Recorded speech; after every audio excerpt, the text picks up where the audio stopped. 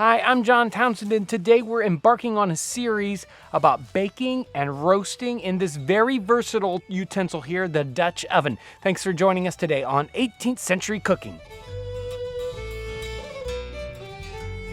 There's a very interesting book that was published in the early 19th century. It was published in 1837, but it was actually written in 1832, and it's by Catherine Strickland Parr. It's called The Backwoods of Canada. And she originally wrote this book as a series of letters to her sister talking about life on the frontier in Canada. And it's really amazing. She has a whole section of the book where she talks about Dutch ovens, or she calls them bake kettles.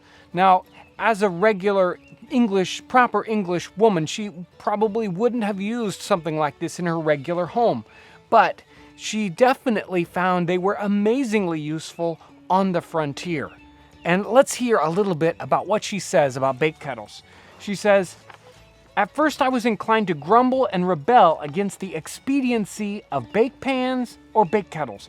But as cooking stoves, iron stoves, and even brick and clay-built ovens will not start up at your bidding in the bush, these substitutes are valuable and perform a number of uses. I have eaten excellent light bread baked on immigrant hearths in one of these kettles.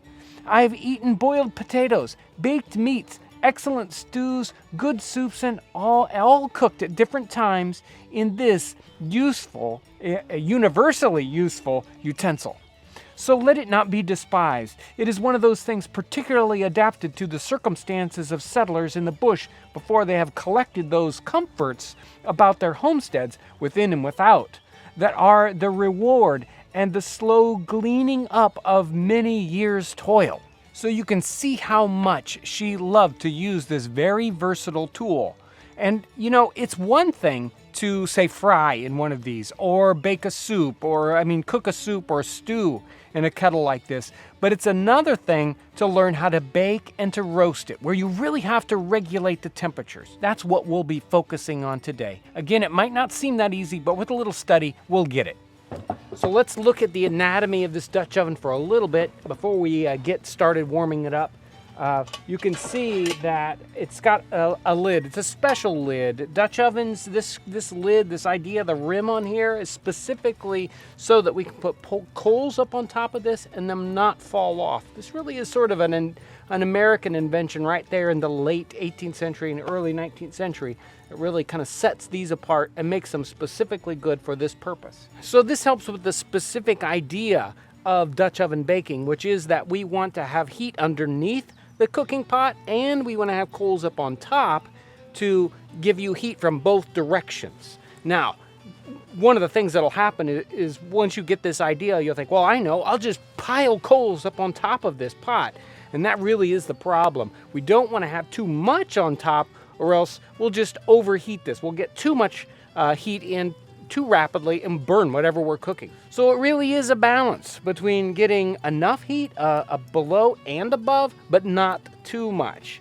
That's what we're going to be studying here in just a moment. Another thing we really need to bake in this properly is a good bed of coals. So you have a lot of pre-prepared coals. You can't cook with flaming logs. You really need to have a nice deep bed of coals, and coals you can keep getting from the fire. So if you don't have a good bank of them ready to go, then you might run out just when you needed more. Also, there are environmental factors to take into consideration. Ambient temperature outside really isn't that important that you have to really keep in mind, but wind is. If you've got a lot of wind coming in, it'll hit that pot and take away the heat, and so it can be very difficult to bake. So if you've got a windy situation, you're going to need to protect that Dutch oven baking area from a lot of that wind. You'll need to make some kind of a windbreak. If you go searching online, you'll likely find formulas for baking with Dutch ovens. And the formula usually goes something like this. If you want to get to 350 degrees, you take the inches of your Dutch oven, say a 10-inch Dutch oven, and you put 3 up and 3 down. You take the number of inches, you take 10 charcoal briquettes, and for the top you'd put 13 on, and you'd do 7 underneath, so 3 minus and 3 plus. But since we're not using charcoal briquettes, usually in a historic atmosphere like this, we're going to be using hardwood coals. So they aren't the same size as a charcoal briquette, and they usually burn much hotter. So we have to experiment more. We have to use our experience to get the right temperature. So when we're baking in a Dutch oven, we're trying to get the air temperature inside the Dutch oven to oven temperatures, right? 300, 350 degrees. We don't actually usually want to have our actual food right up against the side of the Dutch oven. And so we want to bring our food up off of the floor, away from the walls. So many times we'll use a trivet, something like this. Sometimes we could use little stones and a baking dish, especially if we're baking bread or some kind of pie in our oven. We want to have the pie plate up off the bottom with a trivet, and we want to bake in something like this. Again, we're trying to get the air temperature up to the right. To give you an idea what's happening inside the Dutch oven, we've actually got a modern heat probe in here and a little device, so we can actually read the temperature of the inside of the Dutch oven as we put coals on top and underneath. We can watch, and that will give us an idea about exactly what we're going to do in the future. Let's start off experimenting with just a scoopful of coals down below that we'll spread out, and another scoopful that we will spread on the top of the lid here, and make sure they're all around the edge, not necessarily in the center. There you go. It's only been a minute or two, and just that handful of coals has already raised the temperature 160 degrees and still going higher. Okay, our temperature seemed to level off at about 200 degrees, so let's put another scoopful, a light scoopful, on the lid and see what happens. So it's been 10 minutes, so we've had just one scoop at the bottom, 2 scoops on top. Our temperature is already to 260 degrees, so you can see it really doesn't take too long to get it up to almost baking temperatures. Obviously, we'll need a little bit more to get it to where we would want to bake bread or something. You have to really be careful about taking the lid off and checking your baking a lot. If you do that, you'll extend the baking period a great deal because the temperature will go down inside the oven a lot. Well, we're just about to 350 degrees in the internal temperature here. We've got 2 scoops of hardwood coals underneath and 3 scoops up on the lid. And this is a 12-inch Dutch oven. If you're working with a smaller Dutch oven, obviously, you'll need fewer coals, and a bigger one, obviously more coals. And as these coals die down, they'll need to be replenished. So you can see you have to be watching this all the time. And the more you bake like this, the easier it will become. So there's a lot of heat, not only going down from the lid of this, but coming up off of the lid. And one of the beauties of Dutch ovens is you can stack them up to conserve your coals, so that this set of coals on this lid will actually be the bottom coals for another Dutch oven that's up on top. So we preheated this oven. It's well up into temperature. In fact, what we'd like to do is go ahead and bake bread while this is hot. Now, bread needs to be really hot, 450, 425 degrees. So we put an extra scoop down below and an extra scoop on top. Now with this 12-inch Dutch oven, it's completely level on top, and it should be about up to temperature. And I've got some dough that's already ready to go in the oven. This is risen, so let's get it in the oven and get it baking.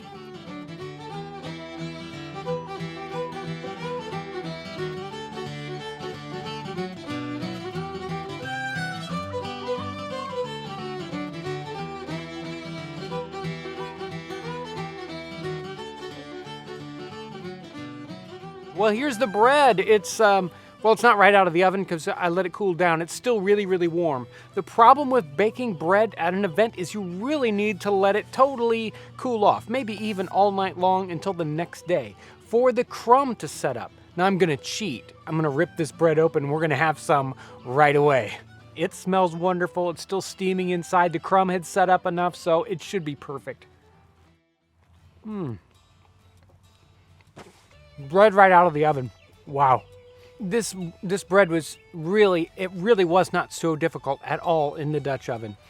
You have to pay attention to it. You have to have a little experience, and you have to do some. You probably have to fail on 3 or 4 loaves before you get it. This one probably could use just a little bit more heat underneath.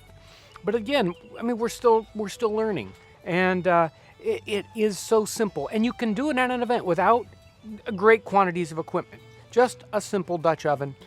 Bread is so wonderful when you can bake it at an event. I'm telling you, everybody will love you. I want to thank you for coming along as we continue to experiment and have these experiences with this food as we savor the flavors and the aromas of the 18th century.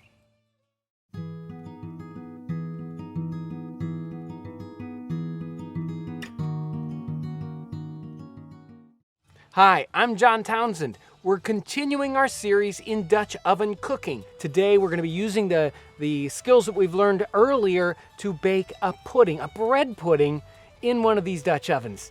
Thanks for joining us today on 18th Century Cooking. This recipe is rather simple. It's from the Primitive Cookery Cookbook, 1767. That cookbook is available on our website and in our print catalog. Let's get these simple ingredients together. Our ingredients are rather simple. We've got 3/4 of a cup of flour along with 1 cup of breadcrumbs. Also 4 ounces of raisins or currants. I've got 2 tablespoons of sugar and just a half a teaspoon or so of ground ginger. For the wet ingredients, I've got 2 whole eggs and 2 egg yolks, and 1 cup of heavy cream. Now that we've got the wet ingredients all beat up, let's pour them in, mix the two together. We're looking for a nice, thick batter. I'm gonna turn this out into a well-buttered dish. This is ready to go. Let's put it in the oven. It's a beautiful day out and there's very little wind, so we found by previous experience with a 12-inch Dutch oven like this, we'll need about 2 scoops of coals beneath and 3 scoops on top. We want this to bake for about 45 minutes at 350 degrees. If you haven't watched our previous episode where we talk about getting these ovens up to heat, make sure to go back and check those out.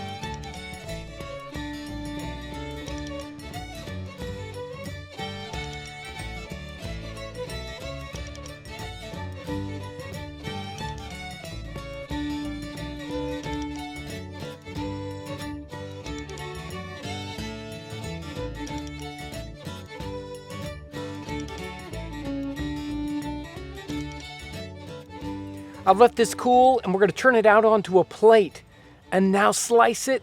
And oh yes, we need finally the thing that really sets all these puddings off is the pudding sauce. Do not forget the pudding sauce. This particular sauce is 1/3 butter, 1/3 sugar, and 1/3 brandy. So let's give this a try. Superb flavors. And that sauce, I could eat that sauce all day. It is wonderful. A great little pudding, very easy to bake in one of these Dutch ovens. Extremely easy to mix up and very simple ingredients. This is superb. So we're experimenting, we're trying out different things, and I really want to thank you for coming along as we savor the flavors and the aromas of the 18th century.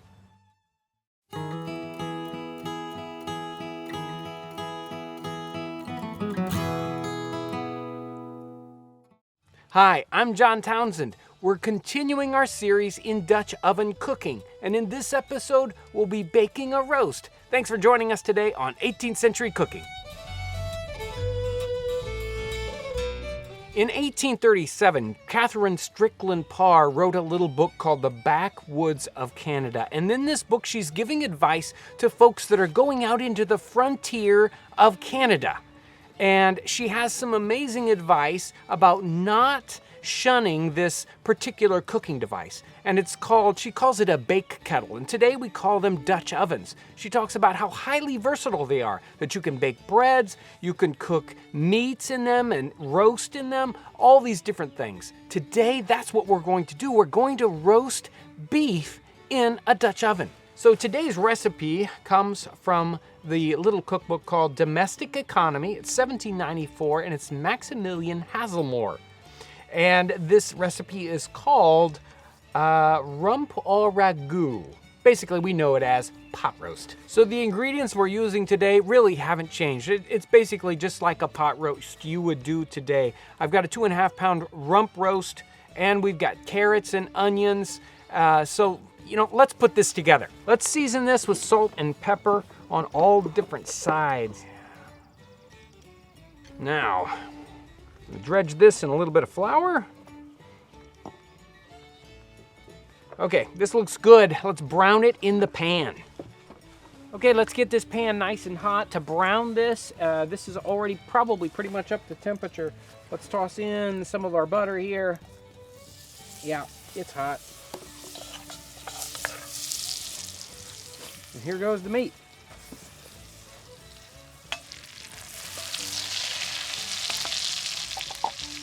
You want to simmer this until it's nicely browned on all sides. That side looks good.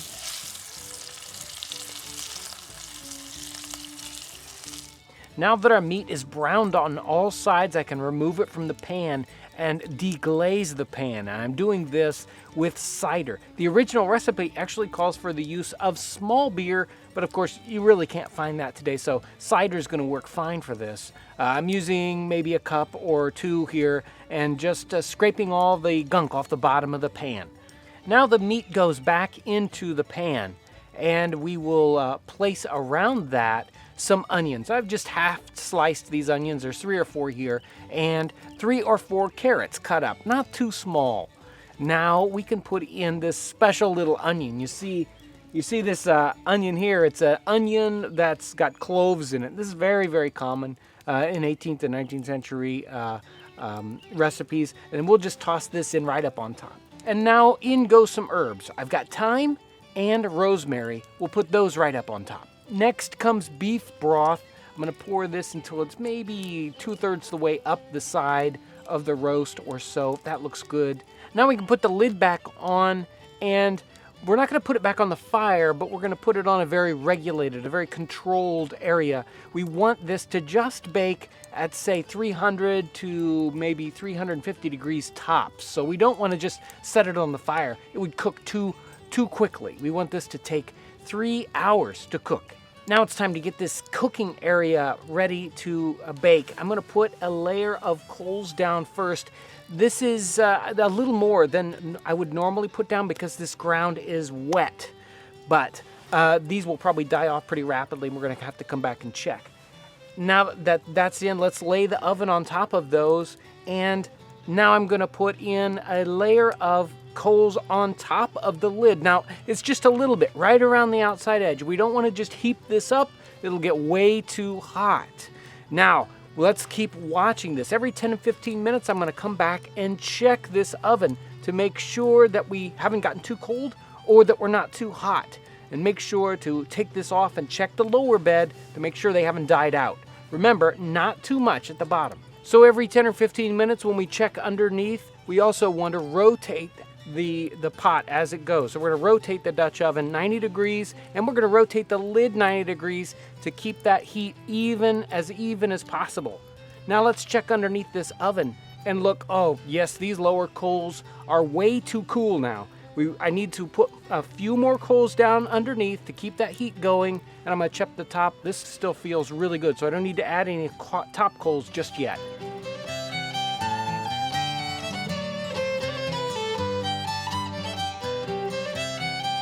Our beef has been in the Dutch oven for well over 3 hours, and it's very done. So I'm going to remove all the contents of the Dutch oven here, the gravy, the meat, and the vegetables. And now in this empty pan, I'm going to put in a little butter and a little flour. We're going to make a roux and brown this butter and flour up. And now we can return the gravy back in there so we get a nice thick sauce. And after our gravy is thickened, in go the mushrooms, about a half a pound of mushrooms sliced in half.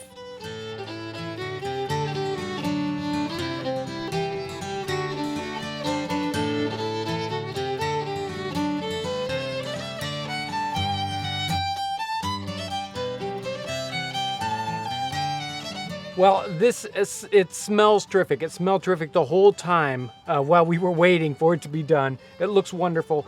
Mushroom ketchup is one of those things that we could have even put into the gravy. I'm going to put a little bit up on top because I know that'll add just a little bit that I really love. There we go. And now let's give it a try. The meat was done to perfection. Nice and tender. And All the vegetables are nice and tender too, but not mushy. And that mushroom ketchup goes perfectly with this kind of a dish. This is wonderful and simple.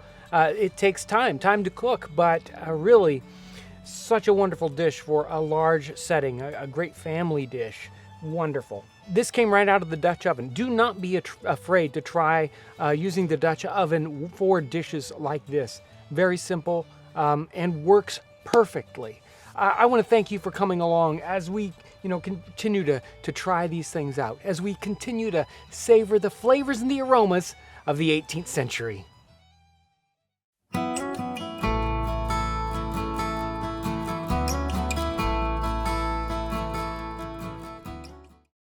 Dutch ovens were extremely versatile, and that's one of the reasons why they were so popular in 18th and 19th century North America. Today we're doing a savory beef steak pie. Thanks for joining us today on 18th Century Cooking. This recipe comes from Amelia Simmons' 1796 cookbook, American Cookery. If you haven't watched our earlier Dutch oven cookery series explaining getting these ovens up to heat, I would encourage you to do so. I'm setting my 12-inch Dutch oven over a bed of coals and putting a few coals on top to preheat it so that it's ready to go when we're ready to put this pie in. To prepare this pie, I'm using a 9-inch redware pie plate. These are the pie plates that our master potter Gary Nieder makes. They're wonderful pie plates. You can find them on our website or in our print catalog. I'm lining the outside of the pie plate here with puff paste. And this is a real typical instruction you'll get in 18th century cookbooks, to just line the outside with puff paste. You can use either puff paste that you buy at the store. You can find it in the frozen food section, or there's a video that we do on making your own puff paste. I'll make sure to put a link down in the description section for that. I'm starting by placing a tablespoon and a half of butter in the bottom of my pie pan. In this recipe, we'll end up using about 1/4 pound of butter, so be prepared for that. I've taken a 2-pound shoulder roast and I've sliced it into about 1/2 inch thick slices. And now I'm gonna start to layer that in. So first, we put in a layer of our steak. This is a really nice cut. I've already trimmed all the gristle out. I'll follow this with a little bit of salt and pepper, and then I'll sprinkle a nice bit of flour on top of that. We want a good little layer here. This is going to make a great gravy. Next, I've got some nice big slices of white onion, and I'll top off this layer with another tablespoon of butter. Now we're going to repeat this again. Again, we're going to put down a layer of steak, nice and thin. We don't want it to double up here. And again, we put on the salt and the pepper and the flour, and then the onions again. And after the onions, butter again. You should be able to get about 3 layers in your pie. Now that our pie has got all the layers built together, now it's time to put in some liquid. And we can use a couple of different liquids. We could use water, we could use hard cider, or a small beer or a light beer if you've got that. Anything is going to make a good liquid for our pie. I'm going to pour in some of the liquid right now before I put the top on, around the edges, because it can be hard to get all the liquid into the pie that we want to get. Now it's time to put on our puff paste top. And here's our puff paste that we're going to put on the top of our pie. And we'll put this on and pinch it down. You definitely want a good seal between the body of the pie crust and this top layer, this lid that we're going to put on. So make sure to wet the edge if the top isn't going to seal well. Now make sure to pinch this lid down nice and tight. Then we're going to cut a little hole in the top and then pour in another tablespoon or 2 of our liquid on top of that. And then we're ready to bake. The pie is ready to go into the oven, and of course, I've already preheated this oven, so it should be close to temperature. I don't need to worry about that. Let's go ahead and remove the lid and place this pie in here gently, and let's close this up. This needs to cook rather slowly at a low temperature. We don't want to overheat this, so maybe 300 degrees is what we're shooting for. We talked about trying to keep a lower heat in that earlier episode this series. In this case, we want maybe a scoop and a half around the bottom edge of this Dutch oven. So make sure to refresh your coals after you've preheated, and maybe 2 scoops on top, 2.5 scoops max. We don't want to overdo this, or else our meat will be tough if we cook this at too high a temperature. And from an earlier episode, we want to make sure to remember that we need to continue to rotate this oven 90 degrees every 15 or 20 minutes. And we keep picking up it and rotating it around, and rotate the lid separately. You want to keep rotating the lid. The problem, especially in this case where we've got the fire pit off to the side, it's going to be hotter on one side than the other. So that's why we want to keep rotating. And our coals might be hotter on one spot than the other. We don't want to overcook one spot over another, so we keep rotating the lid and the body around a little separately. Someone asked in an earlier episode about the tools I was using, and really, I only need a couple real good tools for Dutch oven cooking. You can do without some of these, but you really need a couple of them to do it well and to do it easily, let's just say that. Mainly, we're definitely going to need a Dutch oven. We sell a couple different sizes of those. A trivet is probably the next most important piece. A nice triangular trivet. If you don't want to have a trivet like this, you can just use a couple of stones that are the same size, 3 or 4 stones, or even an S-hook thrown in the bottom here. A couple S-hooks will do the same job, but the trivet does a really good job. I like to use a real trivet when possible. A pie pan. These pie pans are great, and we use them so many times. If you want to keep things up off the bottom, you're going to need to cook on top of that trivet with something like a pie plate. Also, a pair of these little ember tongs, excellent for doing individual pieces. Sometimes you want to get pretty precise. The ember tongs help you pick those up and do some precise work. The Dutch oven lid lifter is a killer tool that really makes it much easier to get the lid off of these without them falling over. I mean, you can just use a hook, but the lid can tilt, and all your ashes can drop right into the Dutch oven, which ruins it. The Dutch oven lid lifter helps you lift that up, and with these extra prongs, balance it so it stays level. So it's a really handy tool, and you can just use the hook to pick up the whole Dutch oven and rotate it. You really need that kind of tool. Also, you're going to need some kind of a shovel, and you really don't need a big shovel. These little hearth shovels that we have in the catalog are perfect. They pick up just the right amount of coals, and they're nice and small, and they don't have a handle that can burn up. So they're really handy for working with these Dutch ovens. And the last tool I really suggest is a pair of leather gloves. We don't have these in the catalog. You can get a pair of welding gloves. Look for something that's not looking too modern. You don't want blue ones. So if you can find a nice pair of brown welding gloves, these make it so much easier to get those pie pans out of there, or to just lift up the oven or the lid at times when you don't want to burn yourself, obviously. So these are really helpful to have. There are some other tools that we don't carry that can make it easier. Like sometimes there's a special tool to lift pie plates up out of the Dutch oven.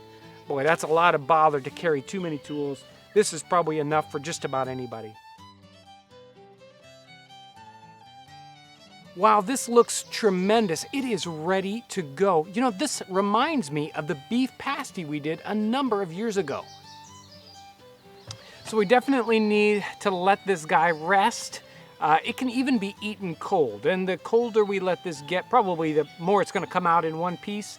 I can't wait that long, so let's cut into this so we can try it out. Okay, this really smells good, and it's time to try it out. I really want to put some mushroom ketchup on it right away, but I'm going to wait because I want to see what this really tastes like before I put the wonderful mushroom ketchup on it.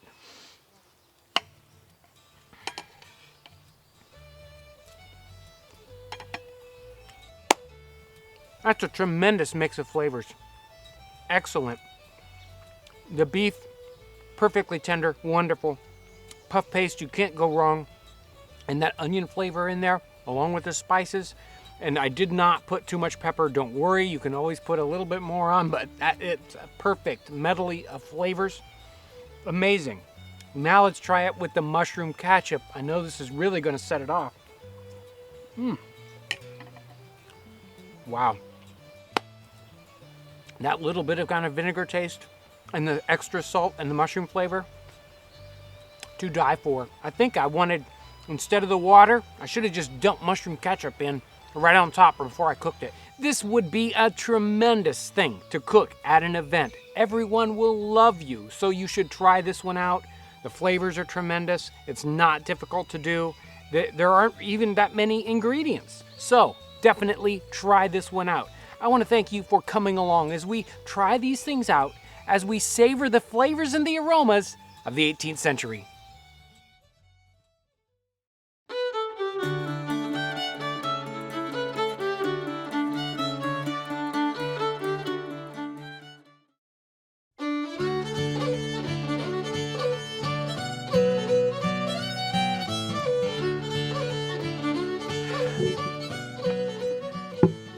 Apples have been enjoyed for centuries by people.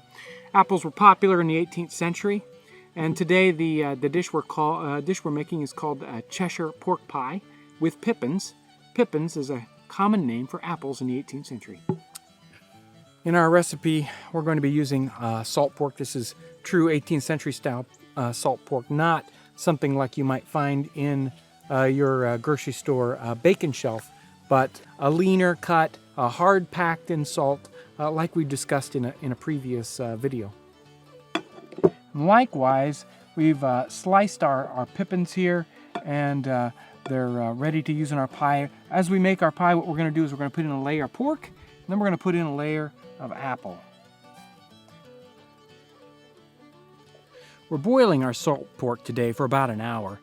Because we're boiling it, we don't need to rinse it off quite as much as we normally would have before using it. We're going to slice it thin, and then we're going to season it with a little pepper.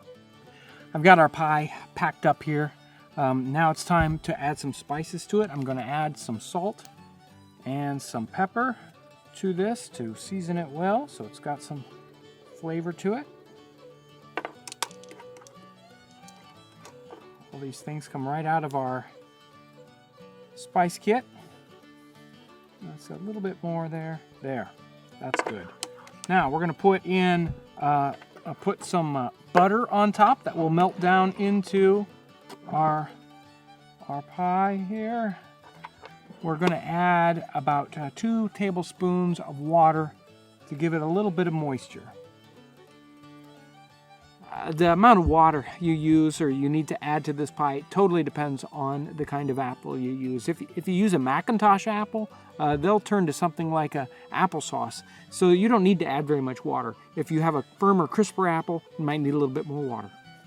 So for pie apples, if you've got any choice and you're not just picking off a local tree, if you go to the grocery store, you want to look for Jonathan's or wine saps, something that's particularly a pie apple, a tart yet sweet apple that holds together and doesn't turn to applesauce. What you don't want is a Red Delicious apple. Red Delicious apples are very 20th century. They've been bred for their size and their color and not for their taste, and they don't make a very good pie apple at all.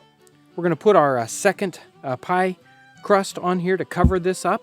We're going to trim and seal the edges. Now let's cut some vent holes and work on the mock pigeon pie. Passenger pigeons were one of the most populous birds in the 18th and 19th century. There were billions of these birds on the planet. They were almost a scourge. There were so many of them. They were very popular, and yet you would find in a lot of recipes. There were so many of these birds that there were reports of flocks that were a mile wide and 300 miles long that would take 14 hours to fly over. So many of them, they'd blot out the sun. Obviously, we can't use passenger pigeon today since the last one died almost 100 years ago. So today we're going to use as our substitute, Cornish game hen. We've simmered 2 Cornish game hens with onions, and then we've picked the meat off, put them in the bowl. Now let's brown up a little bit of flour in some butter.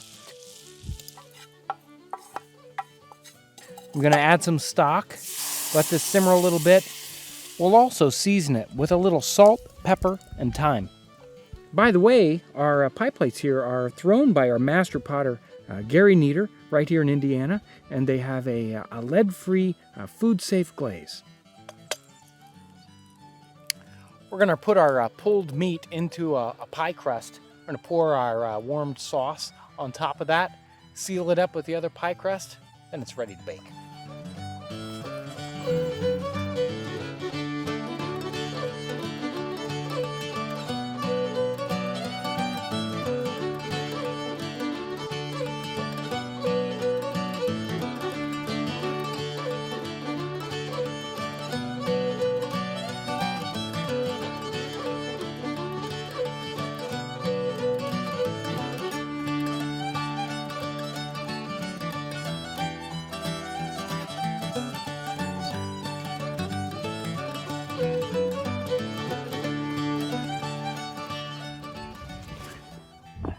Go.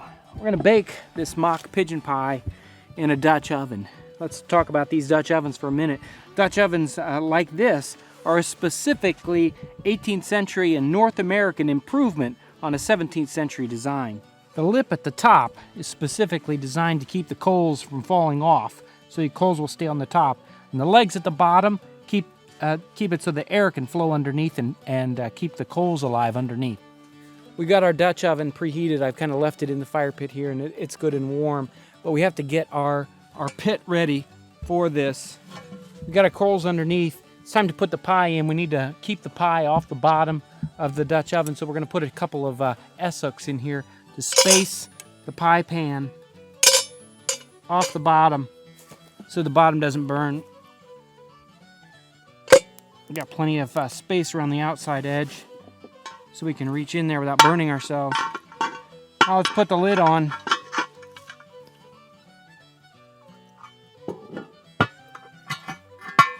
Deciding exactly how many coals you want to use is a bit of a matter of judgment. Each person is going to have to get used to that. You need to practice. I put a ring of coals around the top of the lid here, leaving the center a little bit open. Same thing at the bottom. There's a little bit of opening at the very center to not get it too hot. Each one of those is going to be just a little bit different, though. Let's check out our earthen oven and see if it's ready for the pork pie. Okay, our oven is all baked down into coals. Our soot is burned off, so this is ready to go. You can see about how to use the oven better in the baking bread video. Anyway, I'm going to scrape the coals out and get this ready for the pie.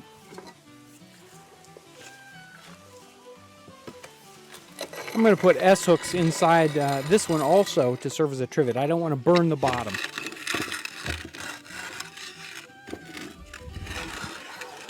There we go.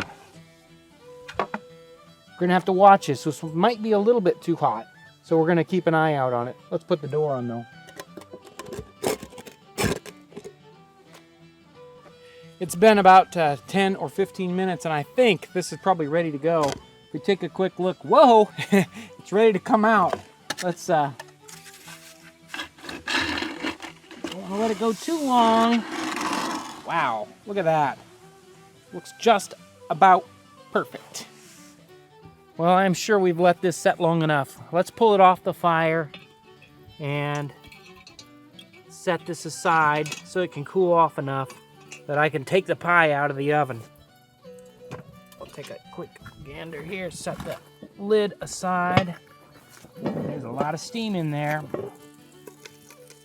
Look at that. There you go. I'll let that cool off a minute before we take it out.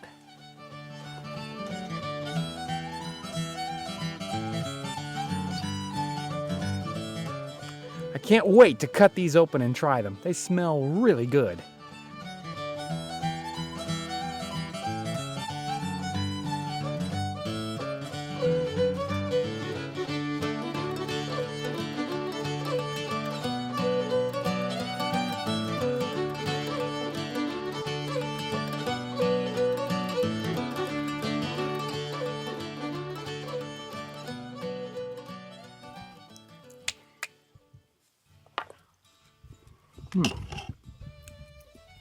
These are excellent. Yeah, definitely. You should try something like this. If this isn't a normal thing for you, step out of your normal, comfortable cooking. Get into something like this, a meat pies or something that's a little bit different. Everybody will enjoy it.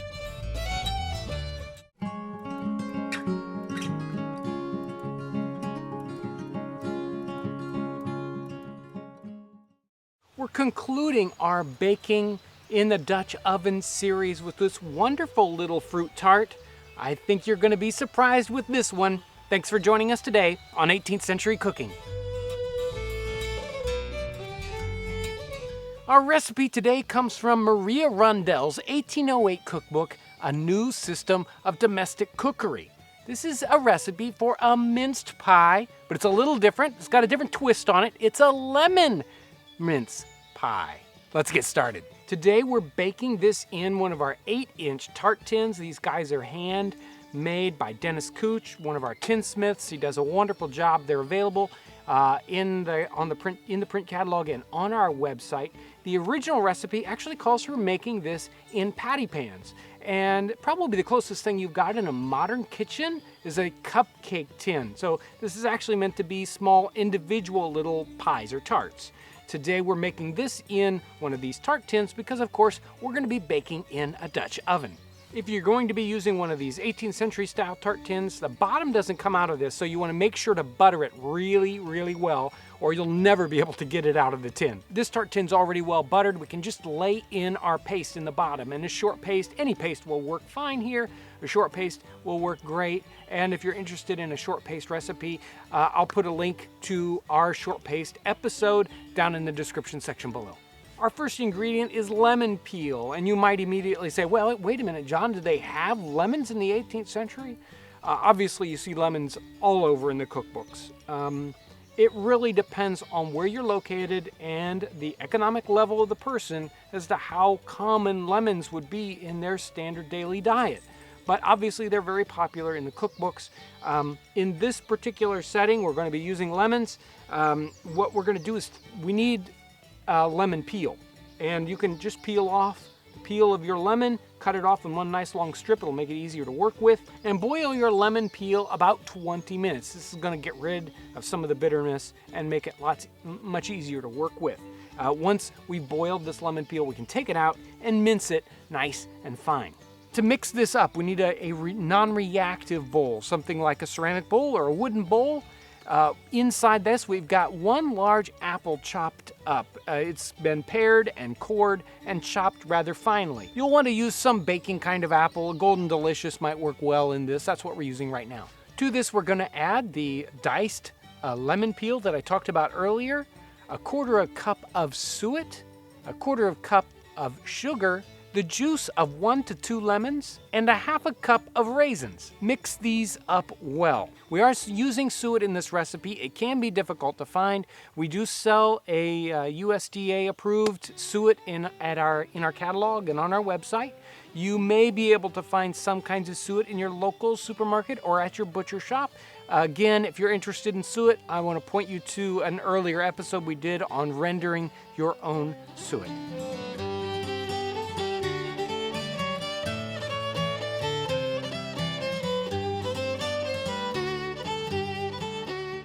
We need to cook this at around 400 degrees, so we'll need to get this Dutch oven nice and hot before we put this in, and make sure it's got plenty of coals.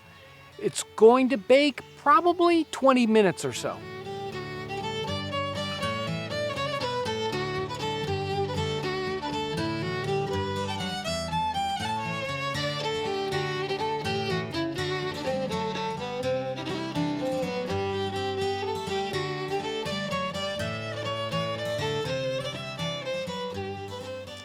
And there we go.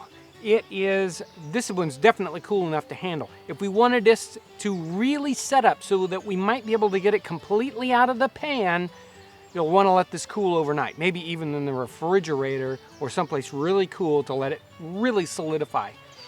Because it's going to be hard to get out of this tart tin. Some of those juices have boiled up out of it and come down the edges, so it's going to be hard to get out. I'm just gonna take a slice out of this guy because there's no way at this kind of temperature that it's gonna come out whole. Let's give this a try. That's got an amazing punch to it. This is wonderful. I can see why they call it a lemon mince pie. It's got a wonderful lemony flavor to it. That lemon peel and the lemon juice really come through, and yet you get these other chunks, sort of, I guess, the meat of the tart, which is the apple, and the raisin, which give you wonderful sweetness, but the flavor that really comes through is the lemon. So this concludes our Dutch oven series on a wonderful note. This would make definitely a wonderful dessert. If you're in the field, you want to do a simple one, excellent. You can make the crust right there. None of these things need to be refrigerated, so you can definitely do this in the field. So wonderful. If you get a chance, you can try this at home. Again, wonderful dessert dish. Definitely give this one a try. I want to thank you for coming along while we experiment with these Dutch ovens, while we see exactly what you can do in a Dutch oven in the field. Amazing things, wonderful dishes, great. I want to thank you for coming along as we savor the flavors and the aromas of the 18th century.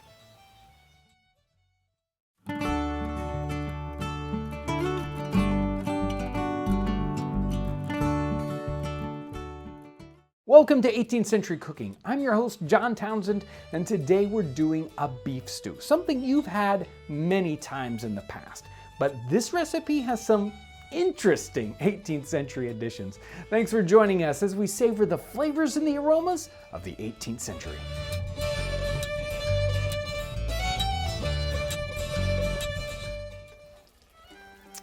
When I'm looking for dishes, recipes to cook, I want something that everyone can relate to, and everyone can relate to a recipe like this one. But I also want something that's very, very specifically 18th century. This recipe is from The Lady's Assistant by Charlotte Mason. And this recipe book is filled with very, very well-to-do dishes, expensive dishes, and low dishes as well. This one's no different. So let's find this recipe. It's not in the book under beef stew, like we might think. This one has a fancy name. It's called Rump au Ragout. Let's read it here. Cut the meat from the bone, flour it, fry it, pour over it a little boiling water, about a pint of small beer, add a carrot or two, an onion stuck with cloves, some whole peppers, salt, a piece of lemon peel, a bunch of sweet herbs. Let these stew an hour, then add some good gravy. When the meat is tender, take it out, strain the sauce, thicken it with a little flour, add a little celery ready boiled, a little ketchup. Put in the meat, just simmer it up. Or the celery may be omitted and the ragout enriched by adding mushrooms, fresh or pickled, artichoke bottoms, boiled and quartered, and the hard yolks of eggs. Now, if we read through this, we see underneath it all, it's just a plain old beef stew. Now, we cut up the meat chunks kind of small. You could cook this all in sort of one big piece of meat. Obviously, we don't want the bones. We cut that out of here. But she's added all these things to make it a meal that could go on a fairly well-to-do table. We could show, she makes this fancy here. She adds things like the mushrooms and fresh or pickled, the artichoke bottoms, which is a very interesting addition to this, and it'll definitely change the flavor and the look, and especially the hard yolks of eggs. Those are little garnishes that she's putting on top of something that is basically pretty plain. So it's great that we have basically a very, very simple recipe, something that we would recognize as beef stew, or she fancies it up a bit. Our first step on this recipe is our meat. We're going to take the meat and cut it into smaller size pieces. The recipe doesn't call for this specifically, but it's going to cook much easier like this and make a wonderful beef stew. So we're going to cut these pieces down and then season them. In this case, we only need to season with some salt, and then we're going to dredge these through some flour and get ready for browning them. So our piece of meat here is a wonderful round that is boneless. Our Dutch oven is all warmed up. We've got some butter already melted in the bottom of the pan. Let's toss in these pieces to brown.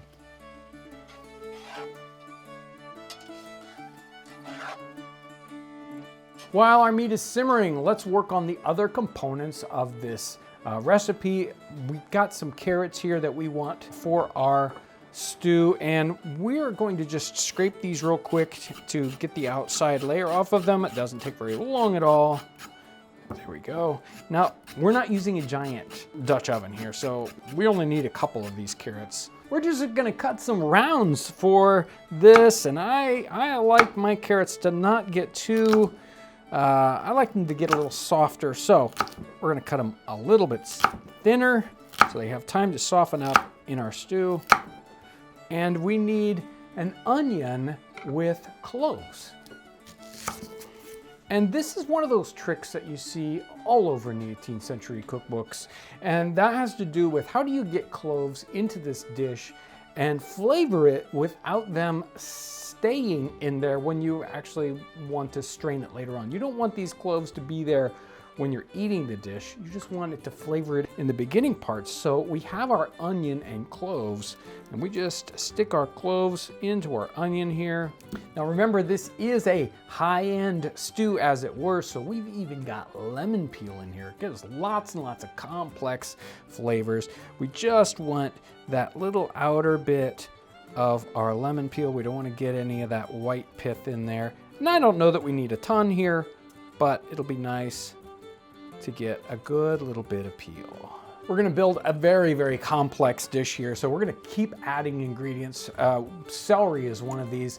Again, on this recipe, she says you can leave that out if you add some of these other ones. We're just gonna add a bit of celery in here. We don't need a lot, but I want a little bit. Celery brings a certain kind of flavor with it, and definitely a certain amount of texture with it, which is really the important thing. Now it's time to work on our artichoke. Artichokes can be intimidating and they're a little tricky to get into. If you want an in-depth one, we've done an artichoke episode, you might want to check that out. But let's get this. I think on this one, so what we really want is the core section down here. We're gonna chop off the very top part of this artichoke. We don't want any of this. We can see it's like a giant thistle head. This is the inner part of our thistle, the purple part. We don't want any of that. It's like hairy. We don't want that. And we're also going to cut off the base of this stem. We might want a little bit of the stem. There's still some good stuff in the very, very center of that, but we don't need very much of it. So let's get rid of the first. There we go. So we just have about an inch of the stem here. We want to peel off all these outer leaves. There we go. We just want these tender inner leaves here and just the bottom parts. And I'm gonna take my knife and trim this away. Well, actually, let's cut this in half. This will make it a whole lot easier. Let's cut our thing right down the center, from the center of the stem through the center of the piece, and we can really see what's going on there. Check that out. There we go. We can see this sort of a cutaway view, and you can see this inner part that's all hairy. We don't want any of that at all. We're gonna cut all that loose, and we're going to trim out the very outside edge too. So our artichoke doesn't look beautiful and white right now. We've used a carbon steel knife, and that causes a problem with something like an artichoke here. It oxidizes, gives us that dark gray look. Doesn't look great. If this was used for a garnish in the top of the dish, I would have a bowl with lemon juice in it, and I'd drop these in, and it would keep it from doing that oxidation. In our case, that's not gonna matter any, so I'm gonna go ahead and not worry about that. I am now going to slice these up into smaller pieces so it can go into our stew and cook down. And here we go. Our artichoke is ready just like that. We'll have a couple of artichokes, so we have enough for our stew. It's time to put our vegetables in. The meat is ready. Now it's time for vegetables. We've already got our celery and our carrots cut. I'm gonna put in the artichokes now. And remember, the artichokes in the recipe, those were sort of intended for a garnish later on. In our circumstance, we're not really concerned about that. This is kind of a one-pot dish, so the artichokes need to go in early because they're not gonna be pre-boiled. So they're going in now. So let's put these artichokes in. I've got our lemon peel, and lemon peel just gets put in at this stage too. When I normally think of stews, it's a pretty simple dish. This one's very complicated. It has layers and layers of flavors here. So there are the artichokes. Let's go ahead and put in our peppercorns. So we're gonna sprinkle some peppercorns in there. Let's put in our onion with cloves. And remember, these cloves, they'll come out easy. Later on, we'll take this whole onion out. We're gonna nestle that down in there so that it can cook in the flavor. We don't want that to set up on top. I've got some dried mushrooms instead of fresh. So that they can rehydrate, I'll put them in now. At this stage, we also put in our bundle of sweet herbs. We got a little bit of sage, we got some thyme in here, some parsley. This again will add a bunch of flavor, and we're just gonna tuck this in. And it's in our bundle here so that we can take it out later. Now our liquid ingredients. We've got small beer, a whole pint of small beer that we're gonna pour in at this stage. In the case of the small beer, you can use any beer that you have available to you. And we're gonna top this up with warm water or hot water, even boiling water, she calls it. Again, we wanna get to the top of our ingredients here. Our stew is ready to simmer on the fire. I'm so excited to see what happens with the artichokes. I've never seen one in a stew or a dish like this, so I'm really excited about trying this out.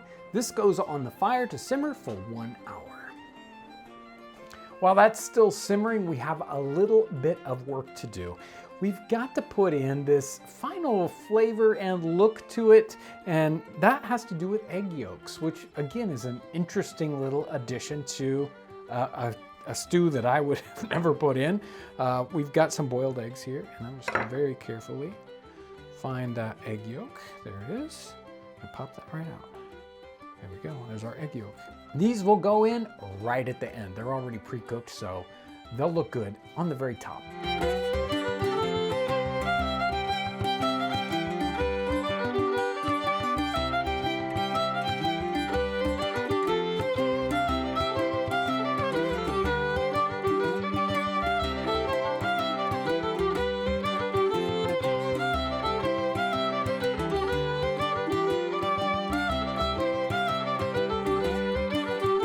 So this is gonna really set it off. After our good gravy, a little bit of mushroom ketchup. You can find a link for that down in the description.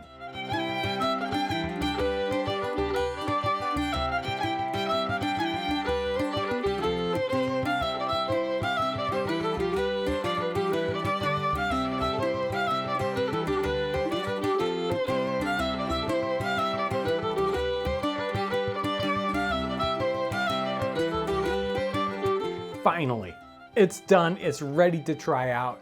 The smells are just amazing. And you know what?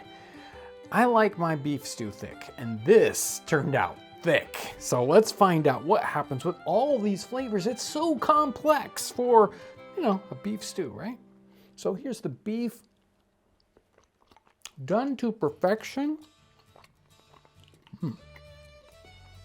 Cloves come out right up on top. So the question is, what's happening with all this, you know, the broth, the liquid part here?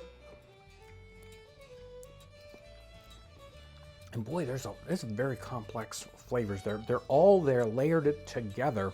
It's not like there's very many standouts there, but they're definitely, it's very, very rich. And you can even get a little bit of that mushroom ketchup at the very end. So let's find out what really happens with the artichokes. That's the one I really wanted to know. It's artichoke, all right. So artichoke is not adding a whole lot of different flavor here, but we get a different texture.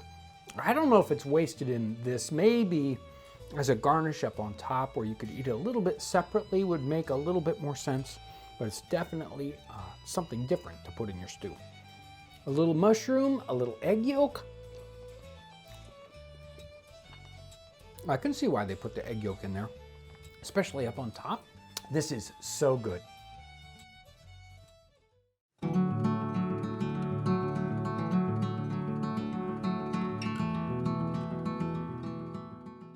Welcome to 18th Century Cooking. I'm your host, John Townsend. Today's recipe will either be the very best chicken ever done or a very expensive disaster. It's called Chicken the Dutch Way. Thanks for joining us as we savor the flavors and the aromas of the 18th century.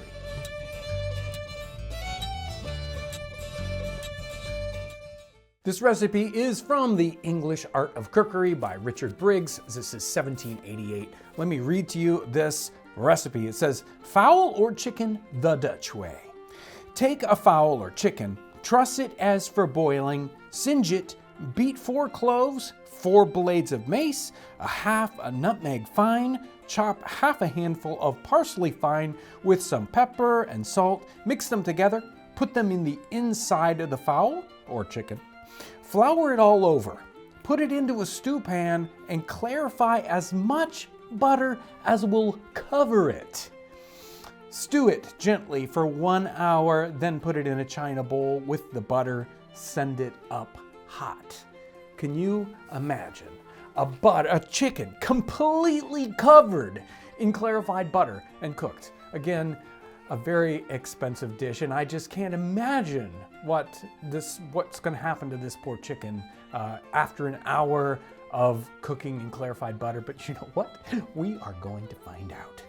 So clarified butter here, we've got a nice big pile of clarified butter. This is maybe half of what we're going to need. We're going to need a lot of clarified butter if we want to put this into a cooking vessel and submerge it in clarified butter. And clarified butter is regular butter that we've heated up and separated out the milk solids. So we want just the butter oil of our butter to cook in. Obviously, if we're kind of pushing that up to a higher temperature, those milk solids will, cook off and do strange things. We don't want that. So we clarify that butter. We just get the butter oil that we're going to be cooking in here. So we're going to create a spice mix that goes inside the bird. We've got salt, pepper, we've got cloves that we're going to crush up along with some mace and some parsley chopped up. And of course, we're not going to forget to put in the nutmeg, which is in every one of these recipes. We've got our spice mix all put together, ready to go inside the bird. It doesn't really call for a lot of anything else going on in here. Obviously, we don't need to butter the inside of the bird because it's gonna be completely filled with butter. I'm not gonna do anything super fancy with this trussing. We just wanna make sure that the legs and the wings are all tucked in and aren't flopping around there. So let's just tie that up. Our bird is all trussed up. This is gonna hold together nicely. Our spices are inside. This is gonna take a little bit of flouring the outside. I'm not sure exactly, why we're flouring the outside of this, but that's what the recipe calls for. So we're gonna make sure that this is done. Put some flour on our bird, top and bottom. I've got a nice coating of flour on the bird here. The directions aren't exact as we get here about what happens. Because the bird is floured, I think what we're gonna do is go ahead and have our oil, have our butter, our clarified butter, already heated kind of up to temperature. We're not frying this bird, but since we floured it, we wanna kind of cook that in immediately. So we're gonna get this butter up to temperature before we put the bird into it. So let's fill this up with, well, not totally fill it up, but get it mostly filled with our butter, and then we can put our bird in as soon as that gets up to heat.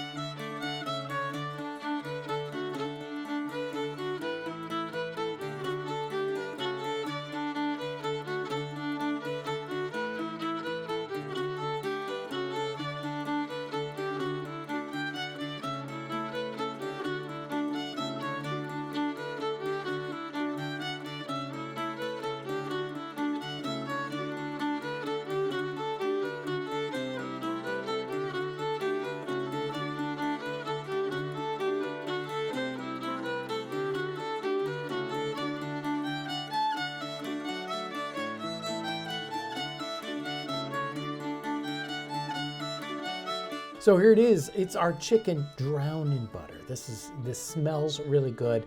I know that cooking fish, maybe lobster, in poaching that in butters, pretty common. I don't know. I've never had it done with chicken. If you've had that, make sure to pop down in the comment section. Tell us about that. I'm intrigued to see just how the flavor turns out on this one, whether a bunch of that butter flavor comes in or, just how that works out. It's really very, very nice and tender. I think you could go crazy with the herbs on the inside. I would put even more in even now, and maybe even do a rub on the outside right before this went in instead of the flour. And maybe that way they were trying to imply that in the recipe. It's like, oh yeah, with the flour and the other things, you could put those spices on the outside. Turned out really, really moist. I mean, it doesn't dry out at all, so it's really, really good. And done to perfection too. That when it's sort of simmered in that really deep butter bath, it's cooked all the way through, but not too far, I don't think. It's really good. So the one thing I'm amazed about, and I was maybe concerned about, was overdoing the butter. So I almost thought it's like maybe this is just going to kind of fall apart and sort of the butter's just going to make it too oily. That's not really that way at all. We didn't get a ton of butter flavor in there. I thought maybe it was going to really capture a lot more of that, but I'm surprised it didn't. But they did say to serve it with the butter. So one of the things I think they really meant to have is almost like that bowl of warm butter that you can dip the chicken into, which I think is really what they're implying by that whole method of serving. And I think that would really help this out a lot. Let's see what a little bit of dark meat from the leg does.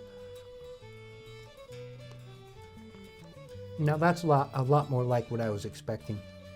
There's a lot more butter around that, and it's dark meat, so it's got the super moist, really. So excellent way to turn this out.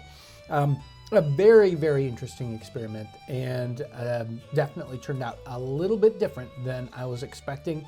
Maybe not the best chicken ever, but I think if we had sort of attacked those spices, I think we would get there.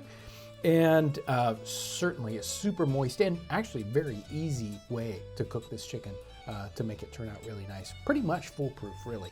At the beginning, I said this is either going to be the worst or the best, right? And you know what? I think we actually hit somewhere in the middle. It's a really, really good way to cook a chicken. Probably a little expensive with all this clarified butter, but again, it does work out very, very nice. It does make a very nice chicken that, chicken can either, you can bake it and it can turn out too dry. It's not anything like that. It's very, very good.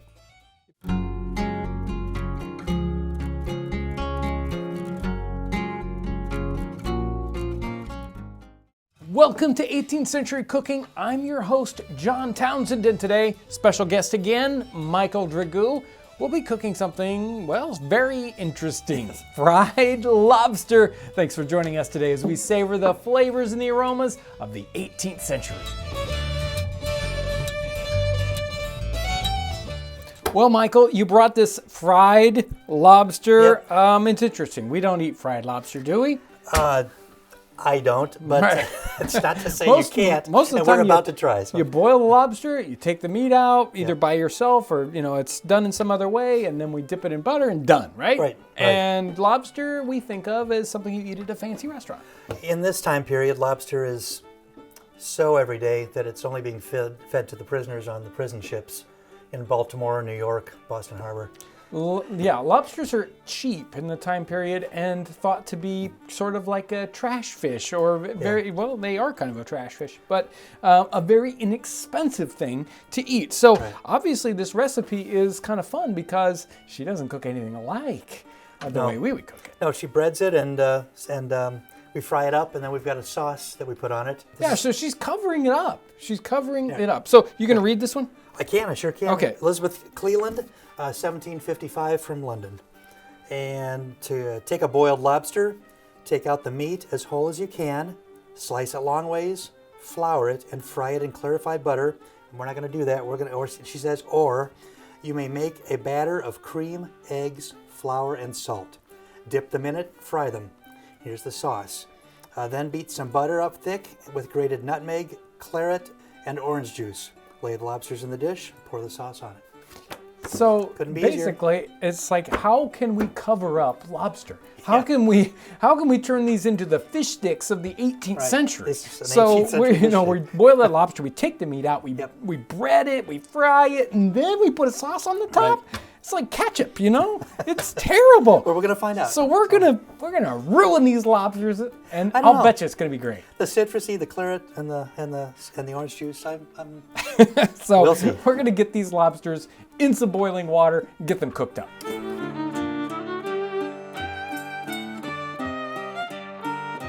So the lobsters are all cooked up. It's time to make the batter. Yep, and it's simple. It's just flour, an egg, some heavy whipping cream, and some salt. Okay. So we're just going to make a well. Get our egg in here. Start to mix this up. A little bit of cream. We're gonna mix the salt in there. Yeah. You ready for some? Yep. There you go. This is the only seasoning in this whole thing, so I would add a little more maybe. Okay. Thank you. There you go.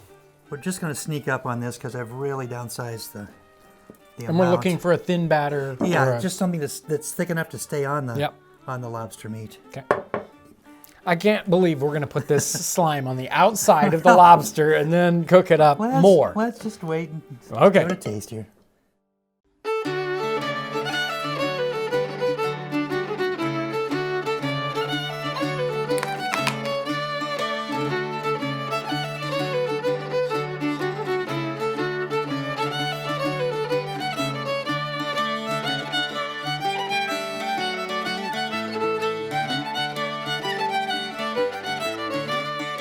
So the batter and the lobster are all ready to go, but we're not going to put them in yet because we don't want them to get all soggy. Right.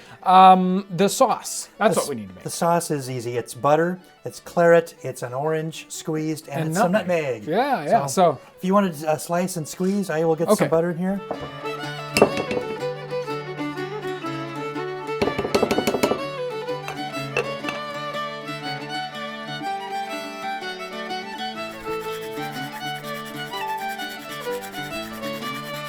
Now with these 4 ingredients, we just need to get it over to the fire and simmer a little bit.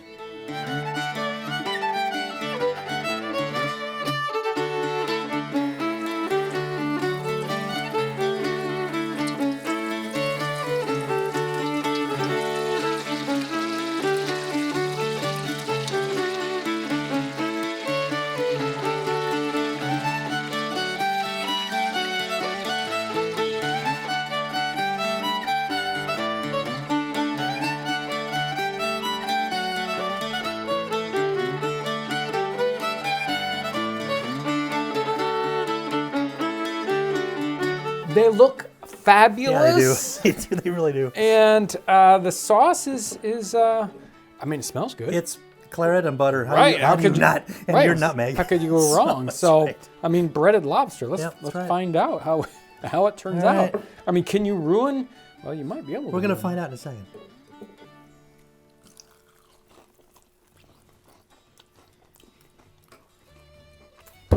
I like that. The saltiness of the breading. it. Yeah. You know, we cranked Okay. up the salt in there. This is definitely cheating. You could probably do this with other things other than lobster, obviously. Yes, good. This was worth the trial. I think it is. I think it is. Huh. So good. This sauce adds definitely, I mean, it's got that major butter note, which is what we're Yep. looking for anyway. Yep. But then we've got that nutmeg and then orange juice in there, and The it claret, really, the wine, the claret is, you know, it's not like Lambrusco. It's like a rosé. It's Yeah. got that kind of back of your tongue kind of. It's wonderful. yeah, I got- it's truly wonderful. This- Now, this is is it 5 worth stars it? here. Is it worth it to take your lobster and do this with it Yep. rather than just Yep. dip it in butter? Yep. Yep. He says yes. Yes.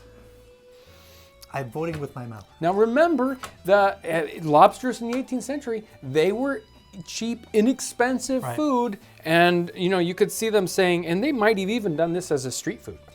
I mean, they did that with certainly oysters, did, yes. right? It's like Yes. fried oysters. They would, they might have, fried. Can you imagine fried lobster street food? You'd pick up a dish and, just walk and eat with it like you would potato chips or something. And lobsters were larger then. We Oh, hadn't yeah. fished them, Oh, outfished yeah. them, so this would have been larger pieces too. Big pieces. Yeah. Home run on this one. Yeah. Yeah.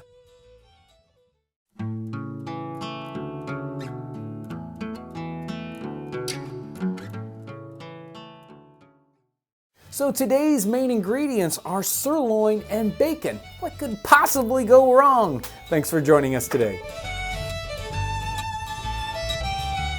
So we've been working through this series. We're trying to understand North American food today, and we're going back into history and we're looking at these other cultures that influence our cooking today. This recipe is from 1787. It's from a German cookbook, the kind of cookbook that possibly German immigrants would have brought with them, and you can definitely tell it's related to our cooking today. Let me read to you this recipe. Now this is translated. It's translated by the folks down at Winston-Salem, at the Old Salem site. They've done a tremendous job. They've got a couple of these cookbooks and they're kind of translating through them. I'm not sure if this is published yet, but we've got one of these pre-works here. So let me read to you. This one's actually called Roast Sirloin in a Sauce. And I'll just read to you the top part. We'll get to the sauce later on. You will thickly cut some bacon and ham. In a dish, lay the pieces of bacon out and lay the meat on top of it. Add some salt and pepper. Use a whole onion and some root vegetables, bay leaves, some wine. Cover it up and set it on a small amount of embers. Be sure to turn it often when it is cooked and yellow. Make some little flour yellow and put it in the broth. Okay, so obviously these directions certainly need some interpretation after the interpretation. It's one of those tricky things. Kind of, we're trying to look at sort of difficult to understand German writing from the 18th century, and then twist it into English. And we also have the historical way that they would have written out recipes. So we got to do some interpretation here. So today, the cut of beef we're using here, this one was listed as a London broil. We want something that would be a pot roast type of piece of meat that we need a nice big thick chunk, and of course I've got some nicely thick cut bacon. We're going to use a Dutch oven for this baking. This is the perfect sort of dish to use a Dutch oven with. They didn't get really specific, but obviously they called for something that had a close fitting lid. That's the important part of this dish. We need something that has a nice close fitting lid to keep this moisture and juices in. So let's start to assemble this. We've got our Dutch oven here. Kind of pick a size that's going to work for the cut of meat that you've got. First thing that goes in here is the bacon. We're going to take our big thick slices of bacon. We're going to place and sort of make a bed of bacon in the bottom of this. So we've got our bacon bed laid down there. Now we're going to put in our cut of beef here, and we'll just lay it right on top of that bacon. And now we have let's see, it calls for some salt and pepper. So we've got some salt here. And obviously you get to choose about how much you'd like. I enjoy my pepper, so we're gonna pepper that nicely. If you really want, you could add some other spices in here that you think would go well with the meat. Something that might be common in the English cookbook would be even nutmeg in a dish like this. I'm not going to put in nutmeg this time. Now it's time for the root vegetables. We've got some common ones here. I've got some carrots, we've got some turnips and parsnips. Cut those up into medium-ish small pieces here so that they're going to cook well. And I'm just going to sprinkle those around the outside edges here, getting them spread out nicely. After the root vegetables, we have our onion. We're just going to leave that whole. That's just in here for flavor, and then we'll take it out. And we're going to pour in some wine to kind of fill this up, and about a cup or so of wine in here. I'm using a sherry, which in the time period they would have called a sack wine. Very common in cooking. They didn't specify the wine in this particular recipe, so I'm just going to a classic for the 18th century, which is a sack. This is ready to go on the fire. We're going to make sure our lid fits on well and take this and put it over our coals. So we need a small bed of coals. I've got some coals already cooking along here. We're gonna separate out some coals, kind of make a ring of coals that we're gonna set this on. We don't want the center bottom to get too hot. And this is a slow cook. And so we're not going to have a whole bunch of coals underneath here. We're gonna have to play around with this. This is, I mean, if we're cooking in a Dutch oven. If you're doing this in a regular oven, in your modern home, hey, you're just gonna place your Dutch oven in the oven, set the temperature at about 325 and let it go for a couple hours, depending on the thickness of your cut of meat.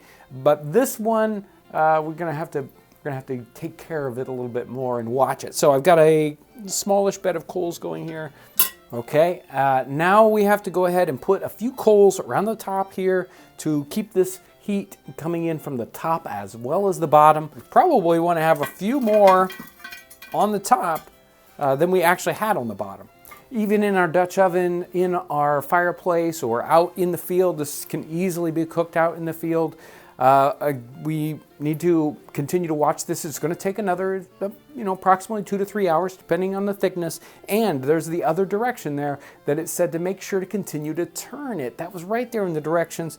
That's one of the classic things. You can kind of tell what kind of pot they intended you to cook this in. Because of the type of cooking, low and slow with the coals, you have to occasionally pick up your pot and turn it sort of 90 degrees, say once every 5 or 10 minutes, so that it gets a very even heating underneath. And we can even do that with the top, where we can turn the bottom one direction, turn the top the other direction, so it continues to get a very even heat.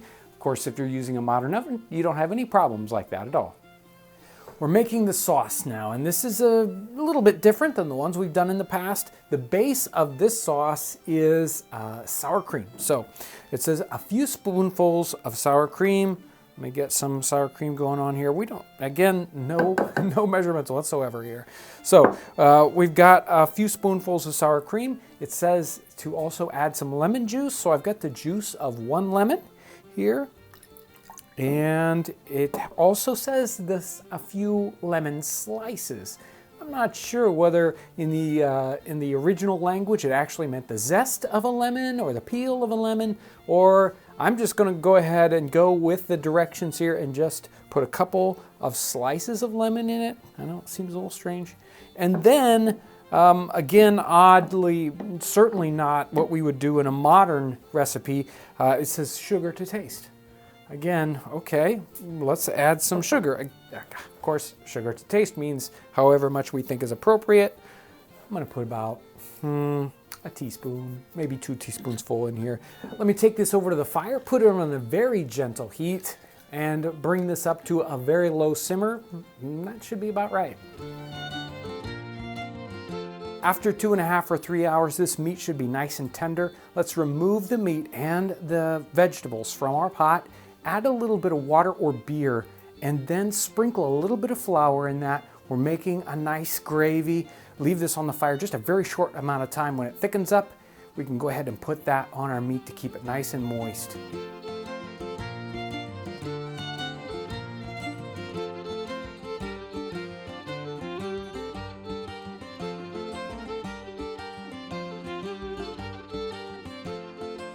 Well, this smells tremendous. And this sauce that they had us make up, this white sauce, very, very interesting. Certainly nothing like I've done before. I can't wait to try this. I mean, really, smells good. These vegetables look so rich and the meat looks great. So let's give it a try. Wow.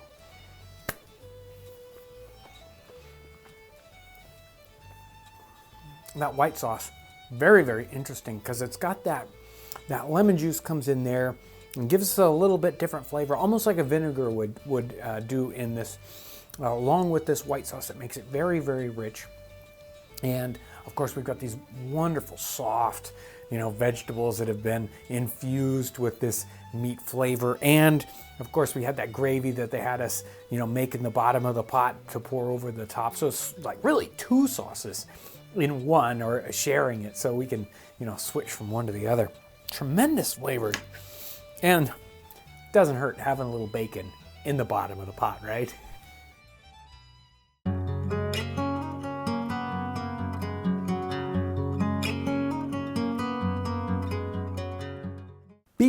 steak pie. Have you ever heard of beefsteak pie? It sounds delicious, but it's not like you can go to a restaurant and purchase it. It turns out in the 18th century, it was incredibly popular in almost every single cookbook. It's simple, it's savory, and it's got a smell to die for. Let's make a beefsteak pie from 1747. I find it interesting that there are no recipes quite like this in American cookery today. Now, you will find the descendants of this in British cooking, the famous steak and kidney pudding or steak and kidney pie. But a steak and kidney pie is a lot more complex. It's got the beef in it, it's got the kidney in it, and then many times you'll have things like carrots or potatoes, onions. This is the stripped down version of this. It is just a beef steak pie. It is that simple. There's hardly any components to it. And in American cookery today, we still do have the chicken pot pie. That's kind of like that steak and kidney pudding. It has the potatoes and the carrots and it kind of a really thick gravy inside there.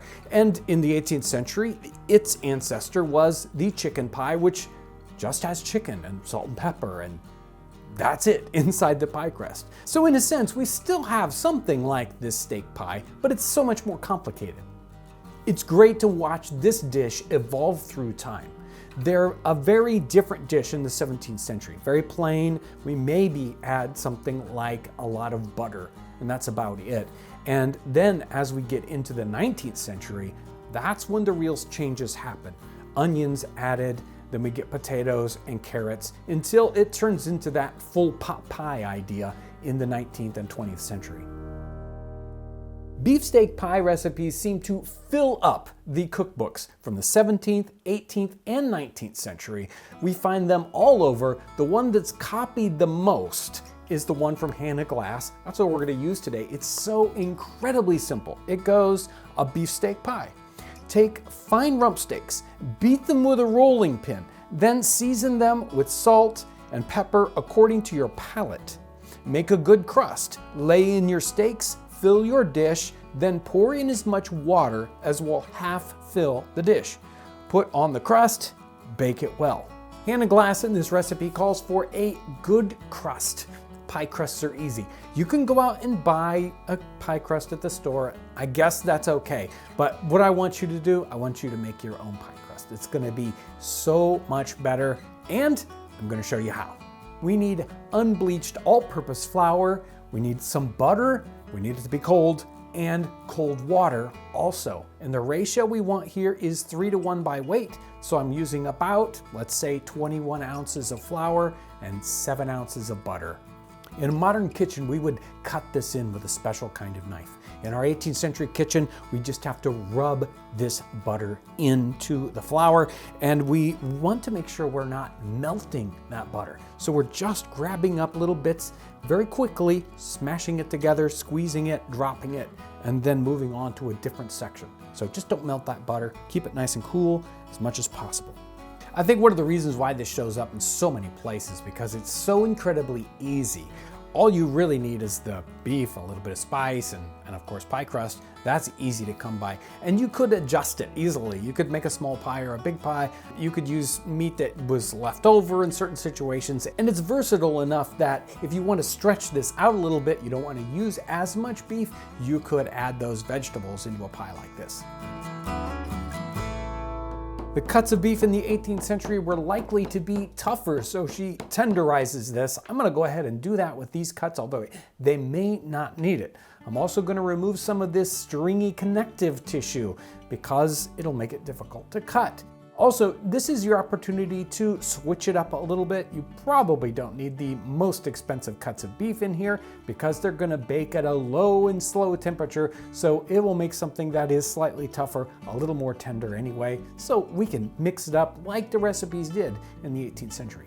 We're gonna stick pretty much with this recipe, although adding some butter that they do in many of the other recipes. But if it were me, I would probably take that water and mix it 50-50 with mushroom ketchup. That will add a lot of wonderful flavor in there. And of course, in there is nutmeg, and that finishes up a dish like this. But what would you add if you were making a beefsteak pie?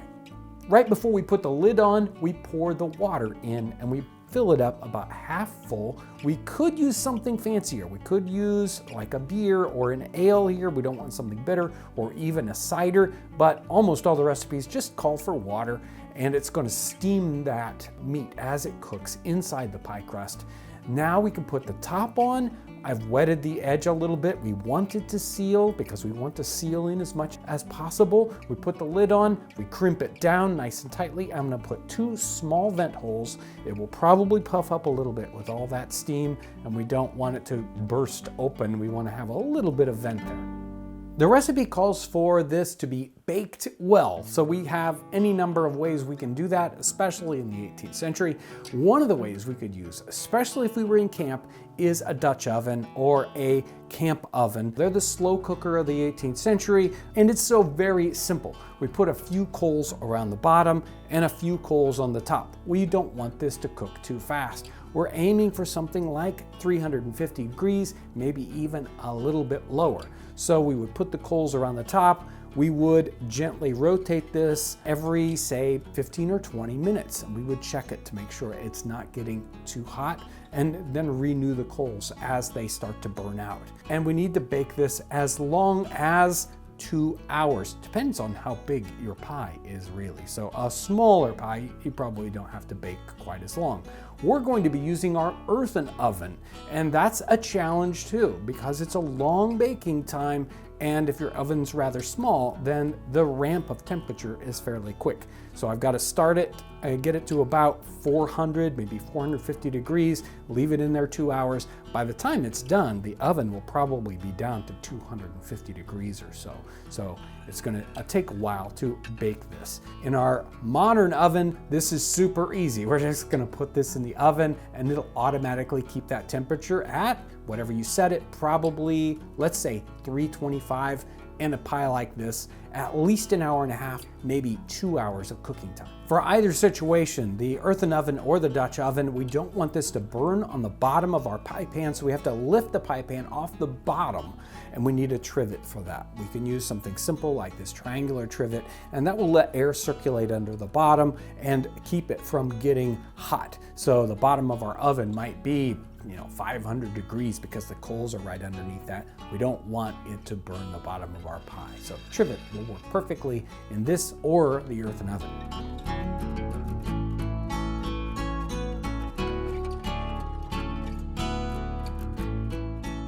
It baked for 2 hours and it smells amazing. And when I cut open to this, you can see all the gravy down there. So you almost need a spoon to make sure to bring gravy back up onto your served slices or pieces. Sometimes these things you just kind of scoop it out of there, put it on the plate, and wow. I put lots of pepper on here. I love pepper, and you can just tell from the smell. It's going to have this incredible beefy flavor to it.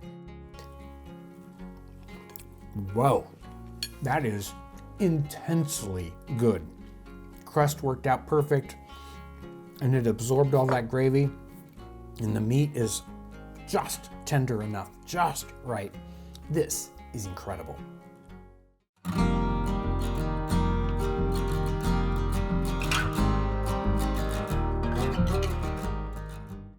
Welcome to 18th Century Cooking. I'm John Townsend, and today we'll be going into some 18th century Spanish cooking. We'll be doing a poached salmon. Thanks for joining us today.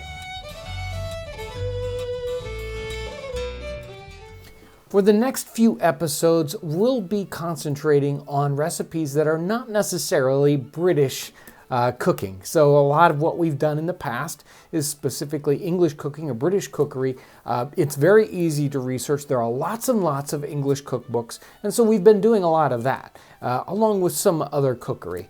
But for these next few episodes, we'll be looking at some other cultures, specifically Spanish, French, Swedish, hopefully, and Native American recipes or dishes. Today, we'll be doing a couple of recipes out of The New Art of Cookery by Juan Altamires, and this was printed in about 1750. This book is a reinterpretation or, let's say, translation by Vicky Hayward. Excellent book. Let's get started.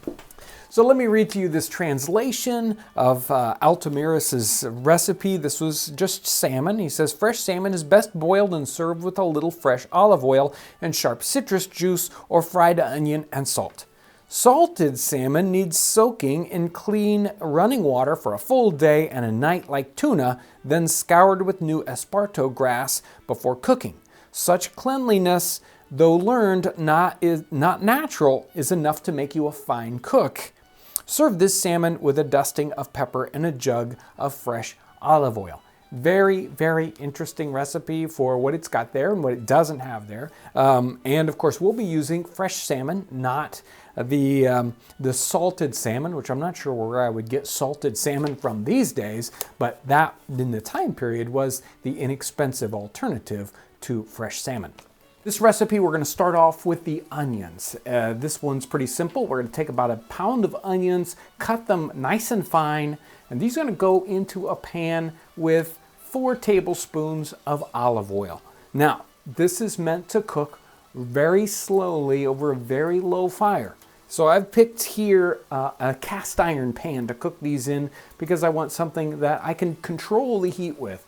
If I had a nice thin pan, boy, it can get hot or cold very, very rapidly. So I want something with a lot of body to it. In the time period, they may have used, say, a ceramic pot or a ceramic kind of pan that would cook these very slowly. So we're gonna brown these onions. Actually, not brown them, but very slowly fry them for about an hour.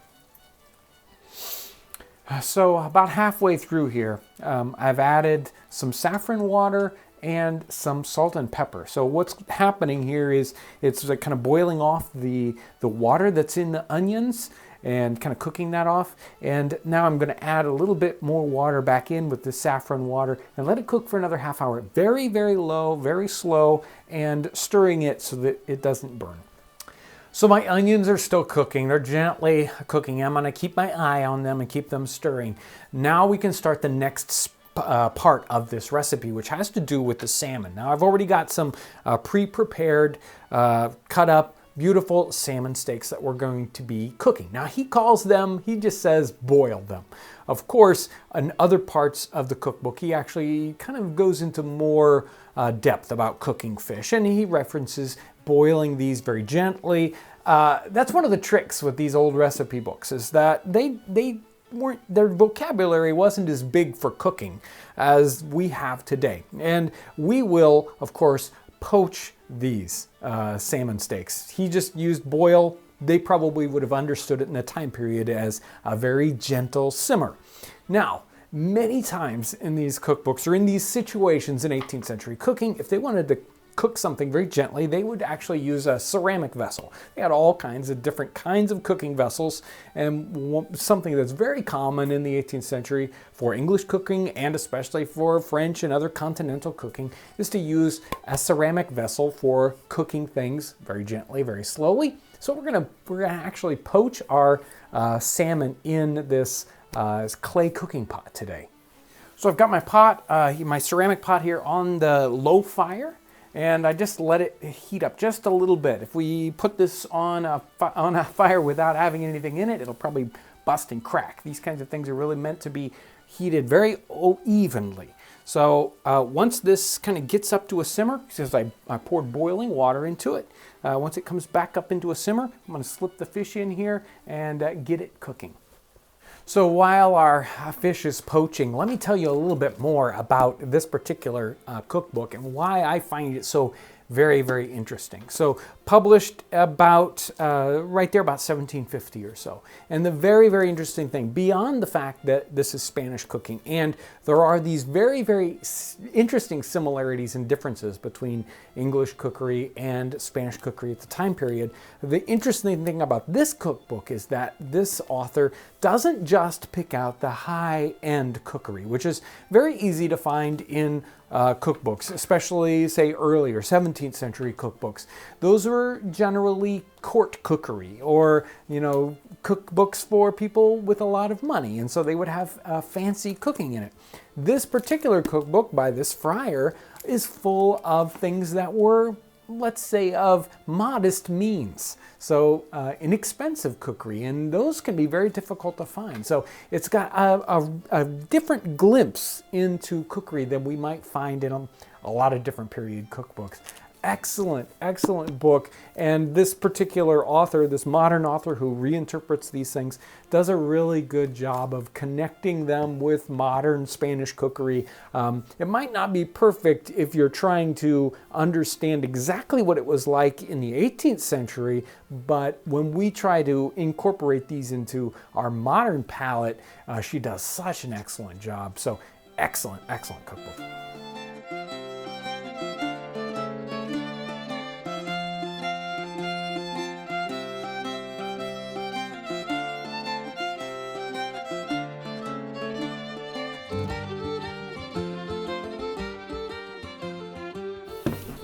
Well, there's our salmon on top of our bed of onions. Looks wonderful. I've got a little bit of lemon here.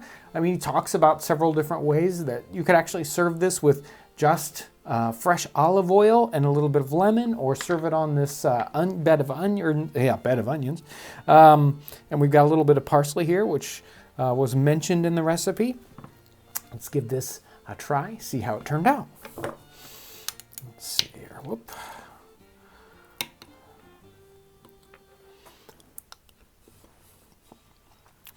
Boy, that is tremendous. The onions are just really good with this fish. What a wonderful combination of these wonderful sweet onions, this really interesting texture on the onions. They're so softly, gently cooked, and they've got a little bit of spice in there, the pepper. You could add a little bit of garlic to it or whatever. That's in some of these recipes. Along with this gently cooked fish, which is so wonderful and tender and isn't, fishy flavored in the least, especially the way this was cooked, gently poached. So it's a great combination of flavors.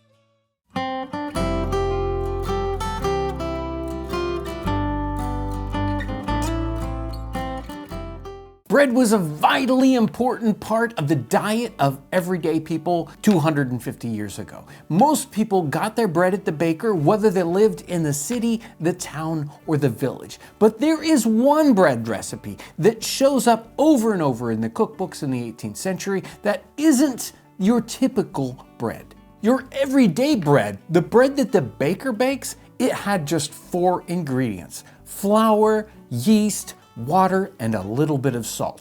That was what was legally called bread in the 18th century in many areas. Baking bread isn't necessarily easy, and most people let the baker do it because he had the specialized equipment for it.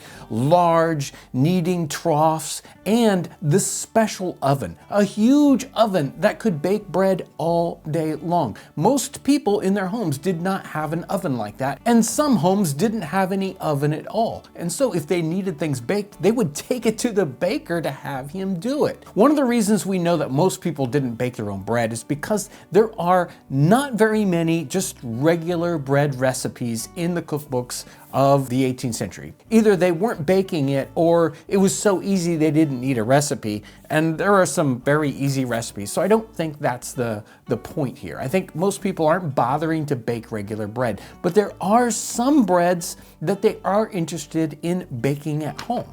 Now, the bread we're doing today is called French bread, and it's not necessarily called French bread because it's exactly like the bread from France, because, well, basically every region has its specialty breads. But in this circumstance, in England and probably North America in this 18th century time period, they wanted a fancy bread, so they called it French bread. Now, what's so fancy, what's so special about this particular bread? Well, it's an enriched bread. Instead of having just those plain 4 ingredients, it has those, but it also has milk, it has eggs, it might have butter. Sometimes the recipes even included suet and sugar. So this bread has a lot of different ingredients. And as opposed to the regular bread that you're gonna get from the baker, it's got a very, very fine texture to it. It's very soft, very spongy. Now, you would think maybe a bread like that would be hard to make, but in fact, it's even easier to make than regular bread. I think it's one of the reasons why it shows up in the cookbooks. Not only is it very, very desirable because of its texture and its flavor, but it's super easy to do. This French bread recipe seems to show up in most of the cookbooks in the 18th century, and you can push it back farther than that. I found almost exactly the same bread recipe in May's cookbook from like 1665. So it's a very old recipe, and it does continue to kind of change a little bit, but it's essentially the same in the Art of Bread cookbook that's all the way into 1805. So it lasts for a long, long time. And most of the recipes are very, very similar with little changes here and there. Sometimes they'll talk about not bothering to put in butter, or it'll have fewer eggs or more eggs. And most of them don't bother to put in something like sugar, but they all are very, very similar. And one of the classic parts about this recipe is the fact that it is not kneaded to any great amount. Basically, you combine those ingredients, you swirl them around in your bowl, and then whoop, stop. You don't do anything else to it. The more you knead it, the harder it will be, and that's not what we're looking for in this bread. This bread undoubtedly was baked by the baker also. He did all kinds of specialty breads. In fact, at times he might make specialty breads on purpose because the price of his regular bread was regulated and he couldn't make enough money. So you make less of that regular bread, you make more of these specialty breads. These didn't have the price controlled, so he could kind of fix his margins. It's interesting that as you go digging into the cookbooks, there are some that have no bread recipes at all, and some cookbooks that this is the only bread recipe that you'll find. So let's make French bread. I've got a recipe here from the Family Dictionary by William Salmon in 1716. So this is a pretty old recipe. He had 4 different recipes for French bread in that little cookbook, and here is this one. It says, French bread another way. Take a quart of fine flour, 4 spoonfuls of ale yeast, a little salt, 4 eggs. Make it very soft with milk and water lukewarm. Keep it in a quarter of an hour by the fire to rise. Toss it into wooden dishes and let it bake an hour and a half. Now these recipes are all over the place. This one is actually a very small recipe, only a quart of flour. So many of them are huge, like they'll talk about a bushel of flour, say 40 pounds, or a peck of flour, 14 pounds. So this one's very small. A quart would be like just maybe a pound of flour, maybe a little over a pound. I'm actually gonna bring this up, which usually I shrink my recipes. I'm gonna make this a little bit bigger, and we're gonna start off with about 2.5 pounds of flour. And then we're gonna add our ingredients. We do have our wet ingredients, which are milk and our water. We're gonna put a little butter in this one. So like a lot of them have just, you know, a touch of butter. We're gonna put a little bit of butter in it also. And this is gonna go together really quickly. Let's put 2 pounds of flour into a large mixing bowl. We do want to have enough room to work in our bowl. We're not going to roll this out and knead it, so we're going to do everything right here in the bowl. Before we forget, let's sprinkle salt in right here and now. I'm going to just sprinkle in like a little handful of salt here. Without it, boy, it just doesn't have the flavor. Let me set this dry bowl aside really quick, and let's start to work on our wet ingredients. Because it's cold in here and it's winter, I'm gonna put our milk and our water together, and I'm gonna get them up to a little bit warmer than lukewarm. If you read many of these recipes, they're very careful about the temperature, and they'll say, you know, in the summertime do this, in the wintertime do that. It is cold in here, it is wintertime, and if you're baking bread, that yeast needs a very particular temperature, so we're trying to hit that mids, like 95 to 100 degrees kind of temperature, so that we can mix our milk and our water and our yeast together. Now the yeast I'm using here is a pre-mix that's emulating barm. In the time period, they had a liquid yeast that they would get from the brewer. Not very many of us have access to the brewer and yeast. If you do that, make sure to get something that was an ale yeast, not a bitter yeast left over from beer, which has hops in it. We don't want that bitter beer flavor in here. We want a nice ale. This also has eggs in it, and we're gonna use 3 eggs. We're gonna use the whole egg. Many recipes separate out, talk about using the whites and the yolks, and we don't need to worry about that. We're gonna use 3 whole eggs, and we're gonna whip them up in a bowl. I'm gonna go ahead on the fire and melt about 2 ounces of butter. Now all these can come together. I'm just gonna take our flour and create a little depression in the center of the flour, and I'm gonna pour in all my wet ingredients. We wanna hold back on the water and the milk because we want to try to get to a very particular texture here. Everybody's flour is a little different, and it certainly was true in the 18th century, and that's why you don't see exact ratios of flour to liquids. And we're just trying to hit this very, very soft dough, almost a batter, just a little beyond a batter into the dough state. And that's what we're trying to hit. So we're gonna slowly add our liquid ingredients until we get to just that right texture.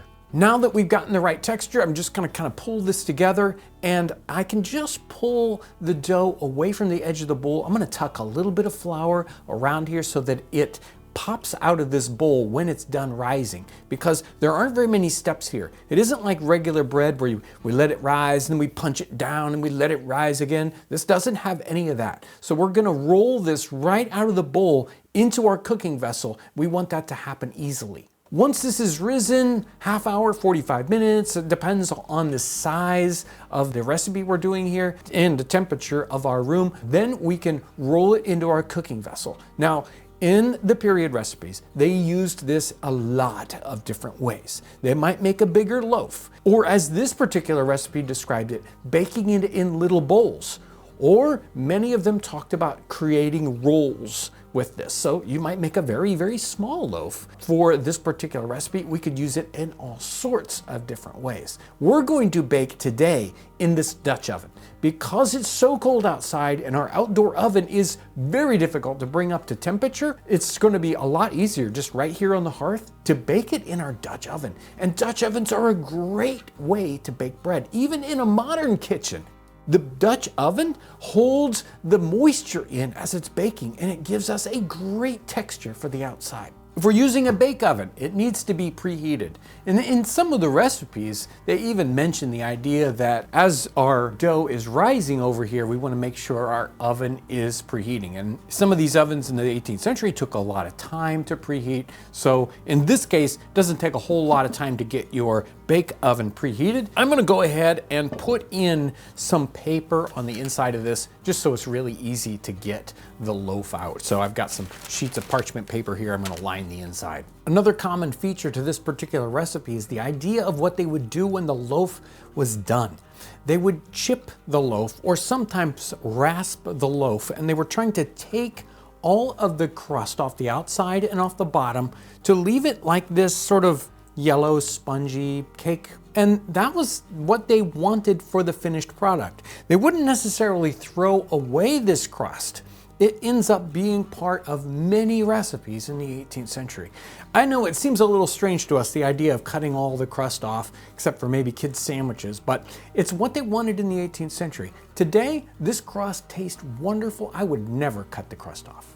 In a modern oven, a large loaf like this will take approximately 45 minutes to an hour at about 400 degrees. This bread, it comes out of the oven and it just smells heavenly. It's got a nice, very firm crumb to it. Usually you can see it very fine texture. It's not got all that gluten built up from kneading it, so it's a very soft bread. And you can see from the loaf that I went ahead and chipped out that it's got a very spongy look to it. And I used a regular unbleached flour for this, just an all-purpose flour. This doesn't need any kind of incredible flour to make it nice.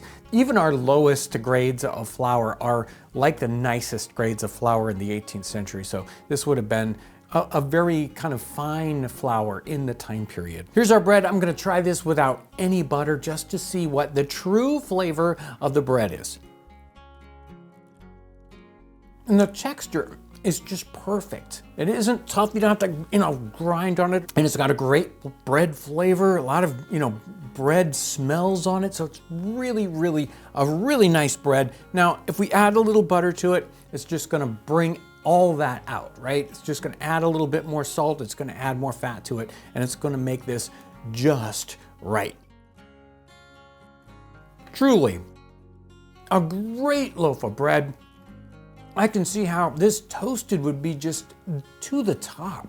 And so many other recipes, especially for soups, included this bread. Pointed out, you might put the crust into the soup, you might have toasted sippets in it. This is the bread that is the classic 18th century bread of the cookbooks.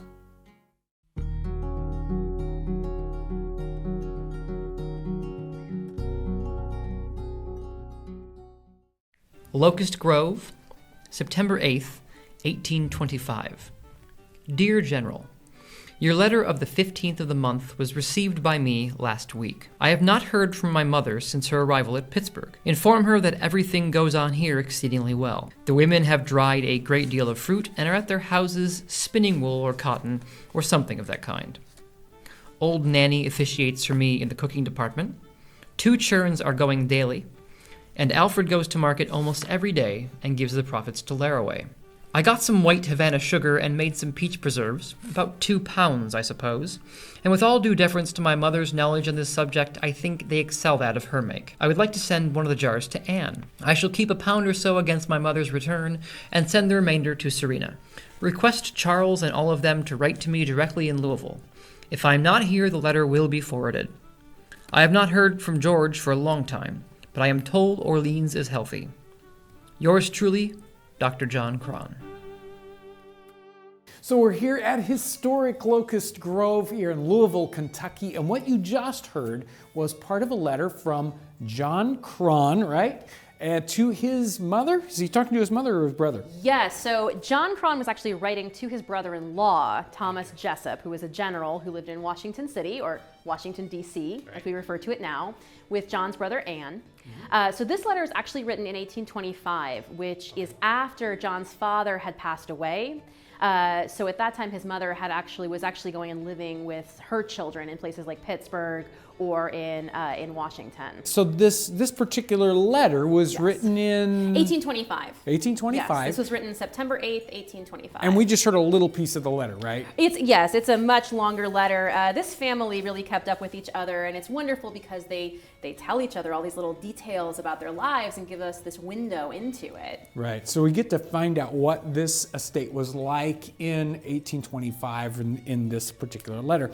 Now, we've got preserves mentioned in this letter. So I love this letter, and I absolutely love John Cron. His letters are so entertaining, but he does sort of put out this challenge and say, my preserves are better than my mother's preserves. Mm-hmm. So we're going to actually do a taste test today. Okay. We've got some preserves here, first of all, that come from Amelia Simmons. So this is 1796. 96. This is right when his mother had moved in here and was the lady of the house. So this is from Mom's time. Mm-hmm.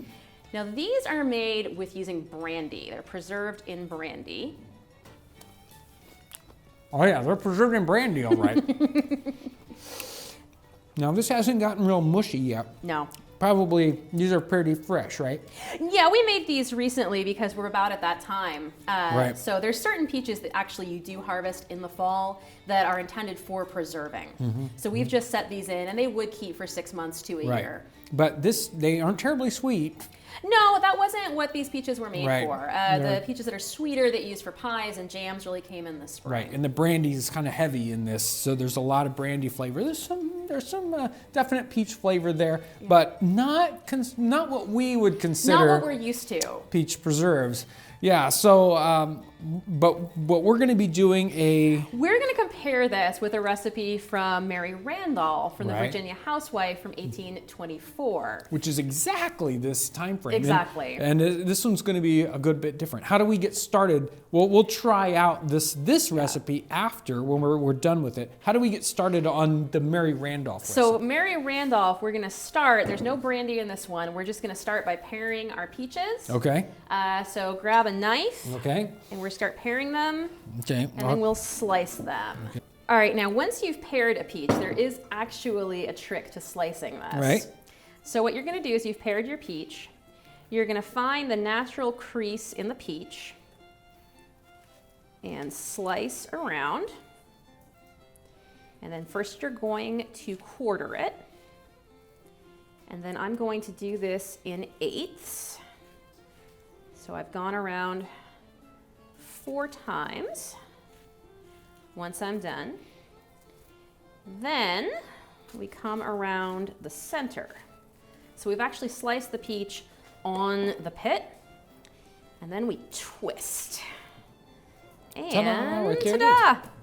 All the pieces come off. Some of them you have to still pull off of the pit, but still the easiest way. Now, one thing I will say for Lucy Cron's day is that the recipe from Amelia Simmons actually has you blanch the peaches first, which does make this a little bit easier. Right. So we've got these guys paired. What's the next step? Or All right, so we're supposed to take the same weight of the peaches, and we have 2 pounds of peaches here, Okay. in sugar, and so 2 pounds of sugar. And we talked about this is one of the big differences between the 1796 recipe and the 1824 recipe. so how do we do this one? First, we're just going to put a little bit on. What I have found works the best is actually not to put all that sugar on at first. So we're going to actually just toss these peaches in the bowl, make sure that they're covered in sugar. I might add a little bit more here. She has you have these sit for 2 to 3 hours. So what I found works best is to keep coming back through that time. What's going to happen is the peaches and the sugar are going to start creating this wonderful syrup. And so we're going to just keep coming back and adding more sugar and sort of tossing it up. Right. And then we'll create this wonderful syrup that's going to preserve these peaches. So while this is kind of doing its thing, right, making its own syrup, we need to come back to this over and over again. Yeah. While that's doing that thing, Yeah. tell me a little bit more about this letter and who's actually doing the cooking. Right. So I said this is one of my favorite letters. I love this letter for so many reasons. It really shows us the different levels of the hierarchy here at Locust Grove. So John talks in this letter, he says, "Old Nanny officiates for me in the kitchen." Nan was an enslaved woman here at Locust Grove. He says old Nanny to his brother-in-law, so we kind of have extrapolated from that. Okay, she was probably here for a long time, Right. probably here when the kids grew up. She might have been their nurse. Okay. But this is why we know the name of the woman who actually did most of the cooking and the work in this kitchen. So everything we're looking at here today is what Nan was doing. Right.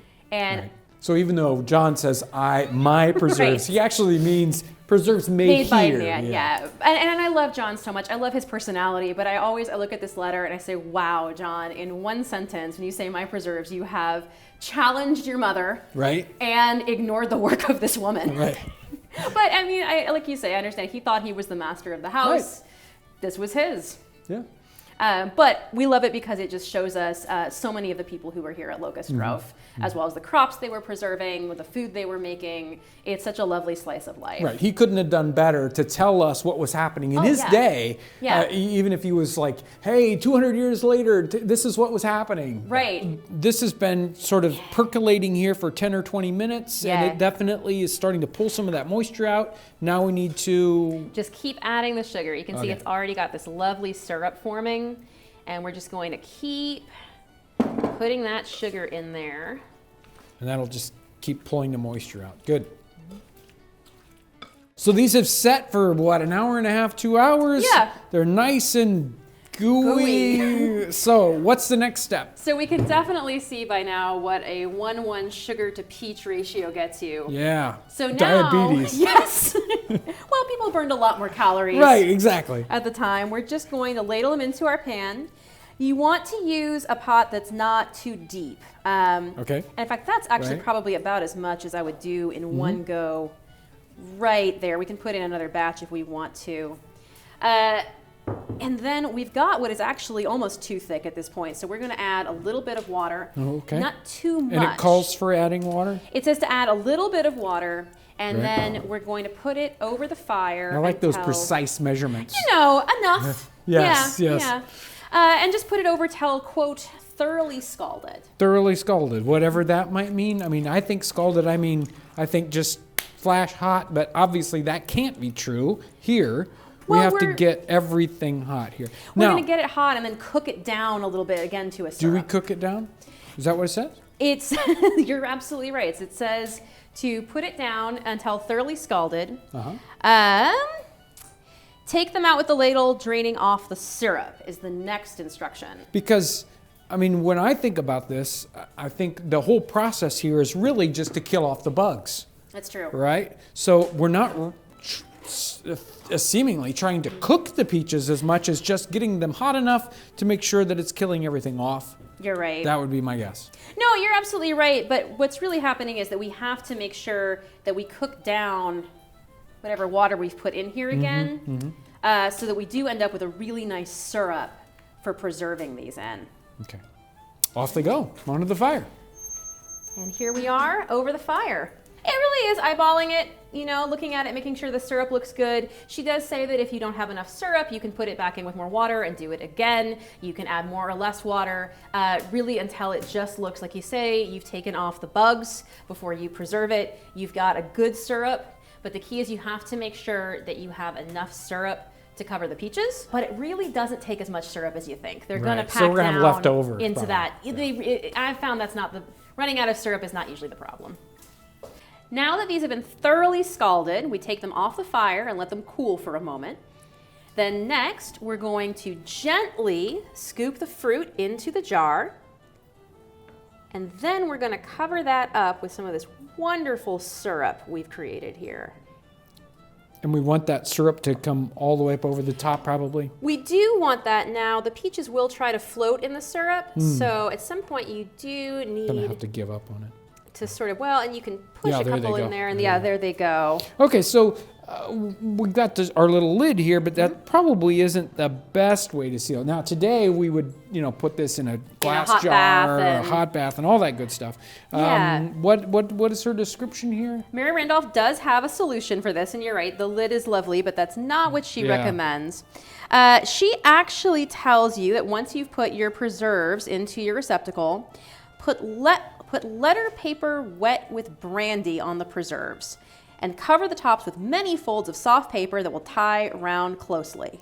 So what she's doing is cutting a piece of paper the size of this on the inside. She's brandying it and laying that on. Now, that's sort of similar to the idea of, pouring like paraffin on the top. Or, Exactly, it's creating a seal with something Right. that's antiseptic. Right. So in Amelia Simmons' recipe, that wasn't necessary because they're just covered They in are brandy, yeah. Can't go wrong there. Well, and now we see Amelia Simmons used a little sugar, lots of brandy. Now we're using lots of sugar and a little bit of brandy just to Right. provide that seal. Right, and so we would put that little brandy paper on there, let that sort of seal the air from the top, and then we would put this lid on and then cover it with paper, And tie it up, around, right. and then store it somewhere that's dry and safe. Cool and all that good stuff. Yeah.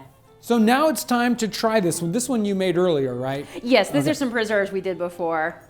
Okay, so what have we got here? You got one of the seeds right up on We top. do actually, yes. Our last batch, we were able to get a few of these actual I'll try seeds that out last. of the pit. All right. Try that last. And she just did, Mary Randolph included that as a sort of extra, hey, if you want to, you could include this. Right, and I've never really heard about seeds stored in sugar syrup before, so that I Waste thought that not, was want interesting. not. There's another Okay, one. look at that. Here we go. All right, John, Okay, you are the judge I here. gotta test it. And Let's see who let's find gets out. better bragging rights. Well, that is a lot like Yeah. what you're gonna find at the store today. Let me go back and try one of these again.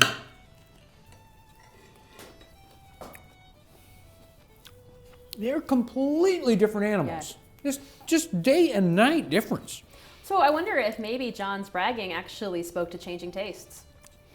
changing tastes or, again now, but we're just trying them out of the jar. That's true. Now, they may have eaten them just out of the jar, but you could also, I think these might work better in a pie than those. I don't know.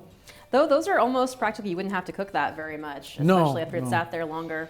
Right, and we definitely have something going on here between these 18th century, and this is a typical 18th century style of preservation, and then this is happening in this 19th century time period, and there's a good reason for that, I believe. Probably sugar becomes a lot less expensive. Yeah.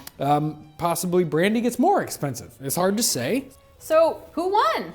I don't know. I mean, if they're two different monsters completely. Yeah. This is what you would get today if you opened up a can of peaches. Those are good. Those are great.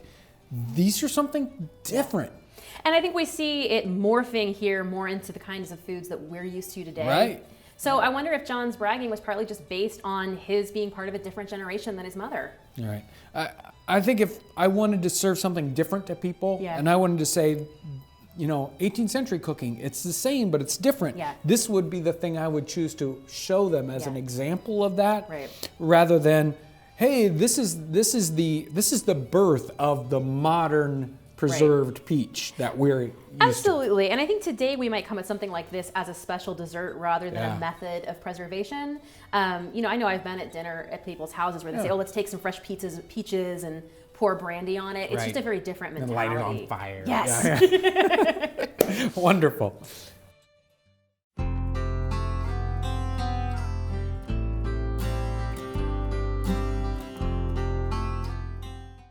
We're again here at Conner Prairie, a premier living history site, and we've got another great recipe for you.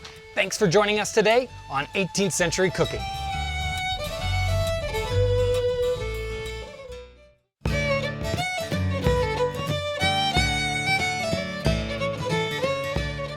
Last week, we had Miss Barker, and she showed us how to make rye and Indian bread. Today, Mrs. Barker is going to show us how to make pork a la Norman. That's what it's called. You got it right. Okay. Now, that's a fancy name for it. Yeah? It just really is pork and apples in cider. Okay. But apparently, folks in Normandy, that's what they eat. Right. So a traveler come through, he gave me this receipt, that's what he called it. Right. My husband called it pork and cider. Well, we got us some good hog. It's been about 1.5 pounds, been cubed up and fat trimmed from it. Some salt and some pepper and about a half a teacup of flour. A couple of teaspoons of nutmeg, about half a nut grated. Yeah. A medium onion chopped and a nice tart green apple.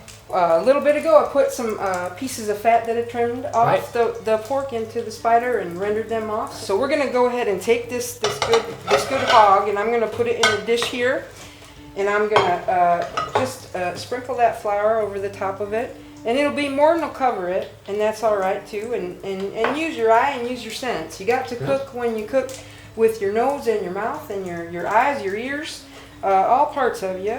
Put in what your family like. Flavor-wise, if they like a bit more salt or pepper, and stir that round so all that flour gets on every piece of that pork, each side of it. See, now I got to use my eyes, and I need to put a bit more flour there. Yep. It should be not dry, but it shouldn't be wet. It shouldn't be like a paste. There, you want to have a bit of dry flour there, and then we'll go ahead and we'll put this right in the spot.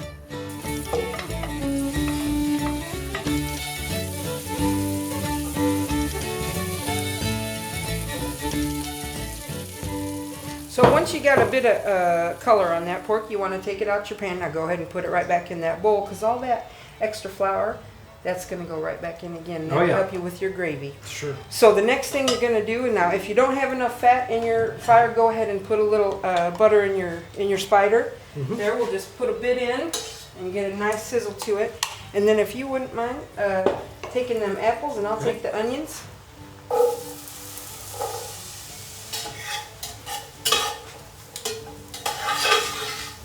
So once your onions and your apples is in, and you stir them around a bit, and they start to cook, while you go ahead and sprinkle that nutmeg right on top of them, mix it around, and let them cook just a bit more, just till them onions just come a little bit clear. Right. And then once that's done, comes my husband's favorite part, Yeah. and that's the cider. Now, if you got your apple trees, why then you got your apples, applesauce, dried apples, apple pie, dried apple pie, but you certainly put up cider. So once that apple and onion and nutmeg have cooked down a little bit and that cider's cooked off a bit, well, you're going to go ahead and add your pork right back in. All them drippings from that bowl that gathered up, and stir that round. Put your lid back on, then cover it with coals, and then just back away and go holler at your children for a half hour or more if you want.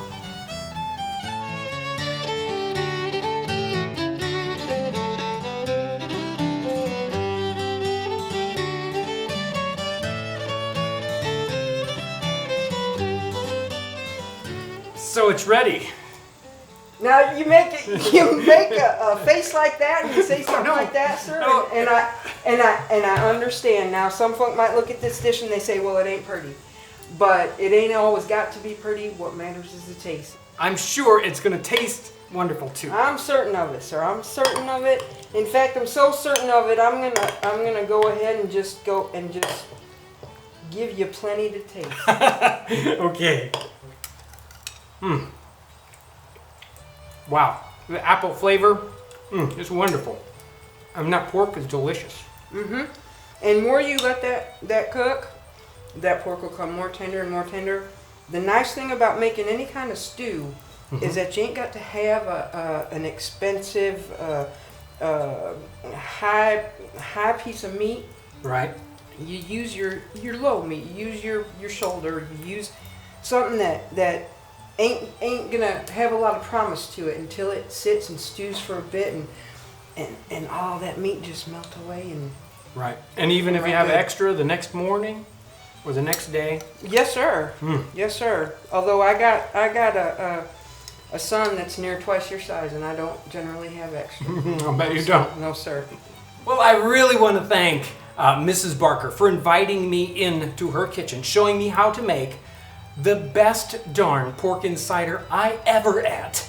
And if you're ever in the Midwest and you have a chance to come here to Conner Prairie, this is a premier living history site right here in the Midwest. Definitely come and check this site out. It is wonderful.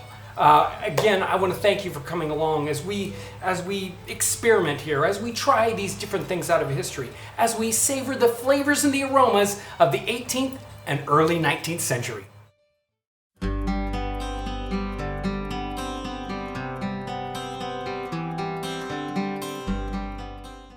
It's getting cold here. You can smell it in the air. And in this part of the country where we live, we're starting to think about words like winterize and lake effect snow. And we're thinking about pulling all the things in from summer, storing them away, preparing our houses for winter. This is not unlike people in the 18th century. They had a lot of work to do this time of year, making sure that they had proper food stored. They were thinking about the cabins that they lived in and whether they were going to withstand the winds that were coming through, and there's chinking and there's daubing to be done, and they're winterizing. For these recipes, I was kind of thinking about what time of year it is, where we're headed, and the mindset of individuals that have to worry about things that most of us don't have to worry about a whole lot, like storing food and what is going to last in a root cellar. We are able to go to the grocery store and just kind of supplement what we need as we go. So in this case, they're going to be taking things that are like potatoes and rutabaga and carrots and, you know, the other vegetables that you think of that are buried in the dirt when they grow. Those are nice and hardy vegetables, and they can take those and put them in a cool, dry place and keep them for a long period of time. Something that we see a lot that farmers are doing still, especially people that do something like a market farm. They're still kind of going along with the calendar of the seasons in a way that us city folk don't really do. Now on this channel, we tend to talk a lot about the working man, and the reason for that is because of the comment section. You guys ask a lot, hey, what would an average so-and-so do in this situation? And that's a really, really hard question to answer, considering that the class system didn't work quite like it does today.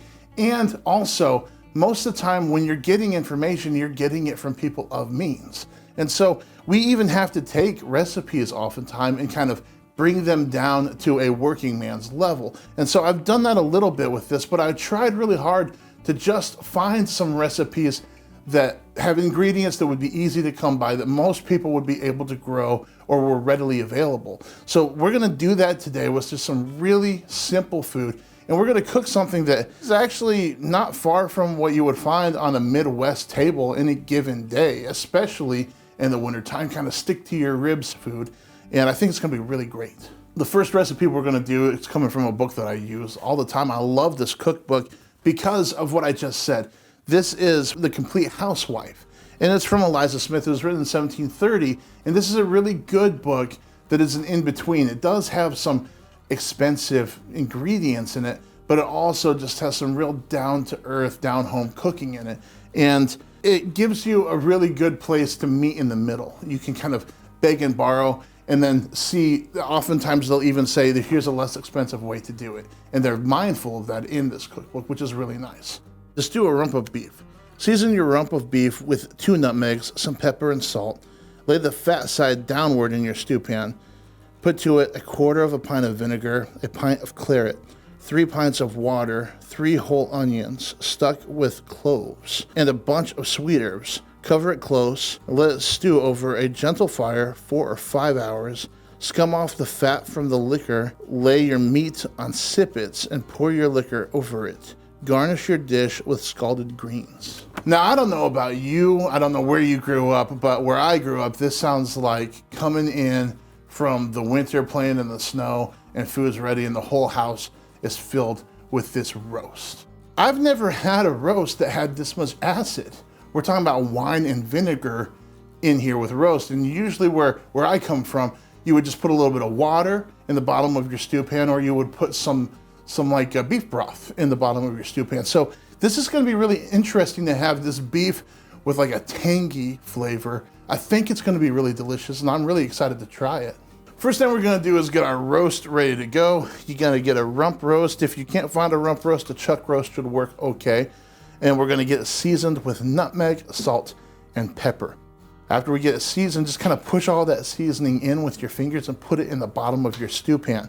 At that point, we're gonna take our vinegar and we're gonna take our claret, and that's gonna be the liquid that goes in the bottom to make sure this thing doesn't dry out. Next, you're gonna take your onions, go ahead and peel them and get them ready just like you would ever want to cook an onion, but you're just gonna stick the outside with some whole cloves, and they're gonna press right in there. Now, this is where you get to kind of season to taste a little bit, because some people like the clove taste and some people don't want a whole lot of that. So put cloves in according to your liking. After the cloves are in, we're gonna put a bunch of sweet herbs in, and might as well just tie those together so that you can pull them out easily later. And we're gonna cover this up with our lid of our Dutch oven, or at home you might use a roaster. And we're gonna put it in the oven. In this case, we're gonna pile some coals underneath and on top of our Dutch oven. So let's talk about the math in this recipe a little bit. She's talking about cooking this for 4 or 5 hours. Now that's a heck of a roast. If you think about it, usually your roast is a half hour a pound. So we're talking about a 4-hour cook time is an 8-pound roast. That is not what we have. We've got about a 3-pound roast. At home, you're gonna put your oven on 325, and you're gonna cook that for about an hour and a half, if it's this size of roast. Now, 325 is not gonna change, just cook time is going to change depending on how big your roast is, half hour a pound. That's all you need to remember.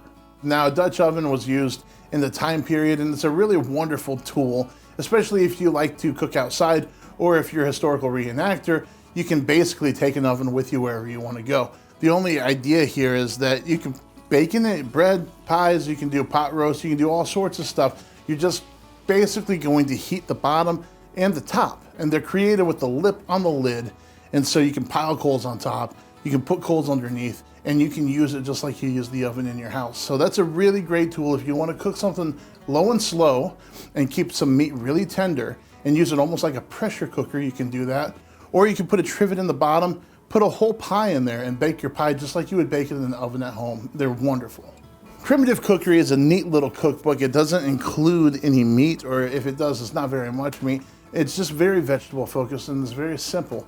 And we'll use this cookbook oftentimes because it was made for folks of little means. And so when we're thinking about poor dishes, or we're thinking about something that has ingredients where everybody can get their hands on it, we go straight to this book. In the back of it, There are 70 some odd recipes that have barely any ingredients, and they're kind of just like, hey, if this is all you have, this makes a good meal, and I'll show you how. And so there are 2 back here that talk about just boiling carrots and boiling potatoes. And so we're doing that. And you have all kinds of room to play with this because it doesn't say how long or how, it just says to boil them, use salt and pepper and some butter. And that calls for bread, but we're gonna have bread with our roast already. So I'm not gonna make any extra bread for them. At any rate, you can boil them lightly. You can boil them till they're like mashy and make like a mashed potato or a carrot pudding kind of thing. Whatever you wanna do. I just cut them up small. I boiled them. We're gonna put them on the plate with some butter and see what they turn into. If they're soft, I might even mash them up because I like mashed potatoes. But it just feels like a very Indiana meal. You know, you got your potatoes, your carrots, and your roast, and it's gonna be really good. All right, our pot roast is finished. It looks really great. I'm excited to try it. I'm gonna try this meat with the sippet first and see what we got going on here. Man, that is tangy. It's tangy. It's got lots of vinegar, that wine. It's really good, but it's just not what I expect with beef usually, which is probably a good thing because it kind of opens the horizons a little bit. But it's really, really good, and I like how the sippet kind of soaks up that juice. We'll give this carrot a try. I've had that before. It's carrots, but it's good. Okay, tater. Who doesn't like taters and butter? That's fantastic. Now, like I said, you could boil these longer, turn into a mash if you want to, but the star of the show here is this wonderful roast with this wine and vinegar and some spicy. The cloves kind of come out there, and it's not something that I'm used to eating, which is a lot of fun. It's just kind of a challenge. The way that this nutmeg comes through with the clove and joins with that red wine, it reminds me of Christmas, and I think this is a wonderful dish for the upcoming season. Your family will like it. You will like it. It's easy to make, and it's great for the working man of the 18th century.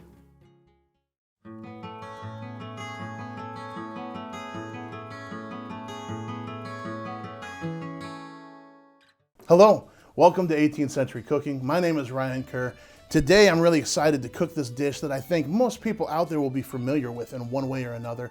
Thank you for joining me today as we savor the flavors and the aromas of the 18th century.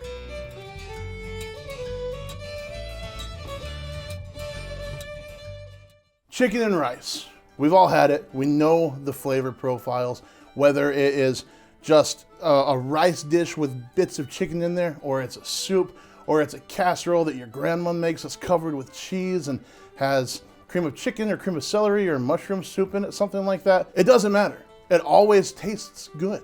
If you like chicken and rice, if you like those two components, you like every time they're combined. You can't do it wrong. This, I read the recipe, and the first time that I read it, I thought, okay, there's not gonna be any broth in this. This is just gonna be a chicken and rice recipe. But then I went back to it, and I think it's gonna turn out more like a soup.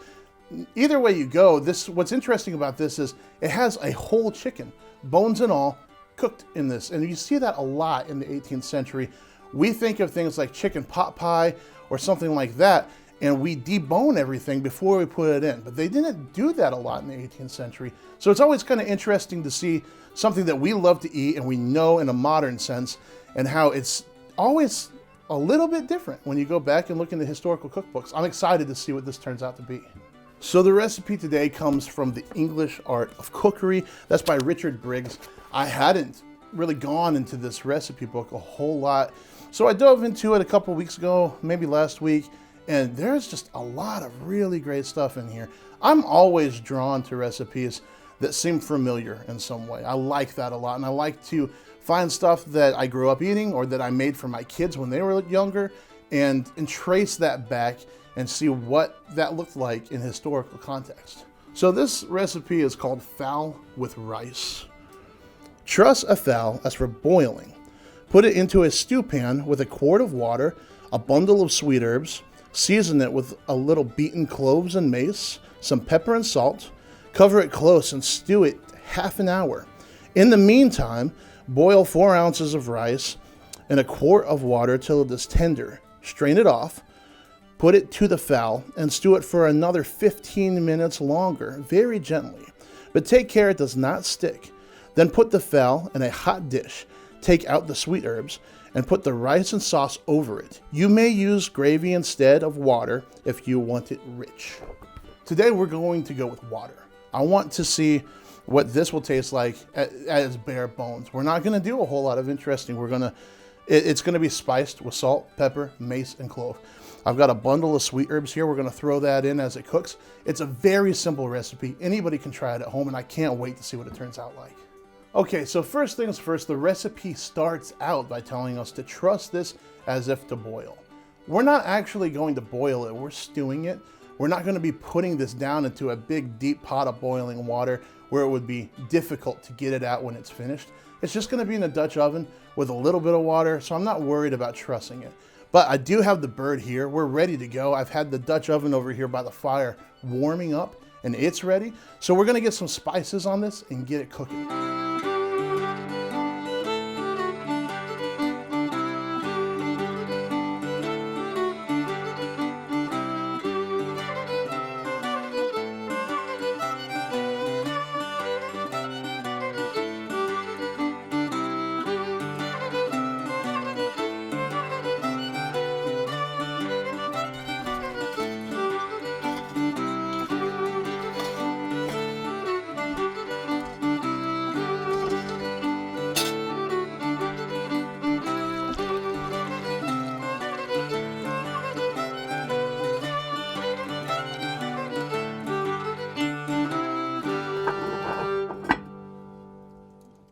Our chicken is looking fantastic. It's stewing over here in the water with the herbs and all the spices. It's gonna be fantastic. I'm excited about it. One of the things I thought was really interesting about this recipe is the ratio of rice to water. It calls for 4 ounces of rice to 32 ounces of water. And usually when you're cooking rice, it is 2 to 1 water to rice. So usually 4 ounces of rice would call for 8 ounces of water. So I was thinking about why, and I think the best I can come up with, and you guys in the comments section might be able to tell me a much better answer, but the best I can come up with is that they just want to keep the rice from getting starchy and sticking together.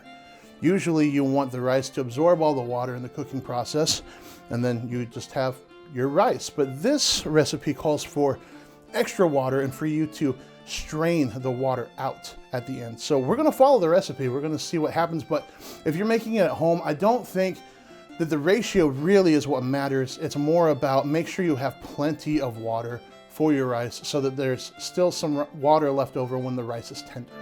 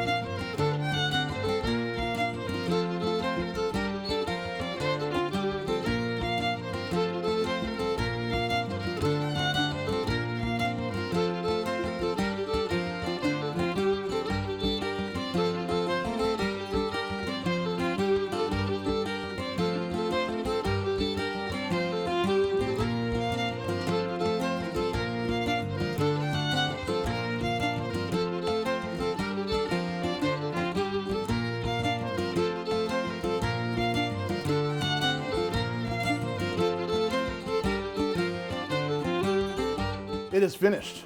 We have rice, which is thicker than I thought it would be. It's not so much a soup, it's more like a chicken and rice dish. The meat looks great. It looks like it was cooked really well, nice and tender. I don't know, I don't think I've ever had chicken and rice with mace and clove before, so we're gonna try this out and I'll just get a scoop with everything on it. It's kind of a big bite. Oh yeah.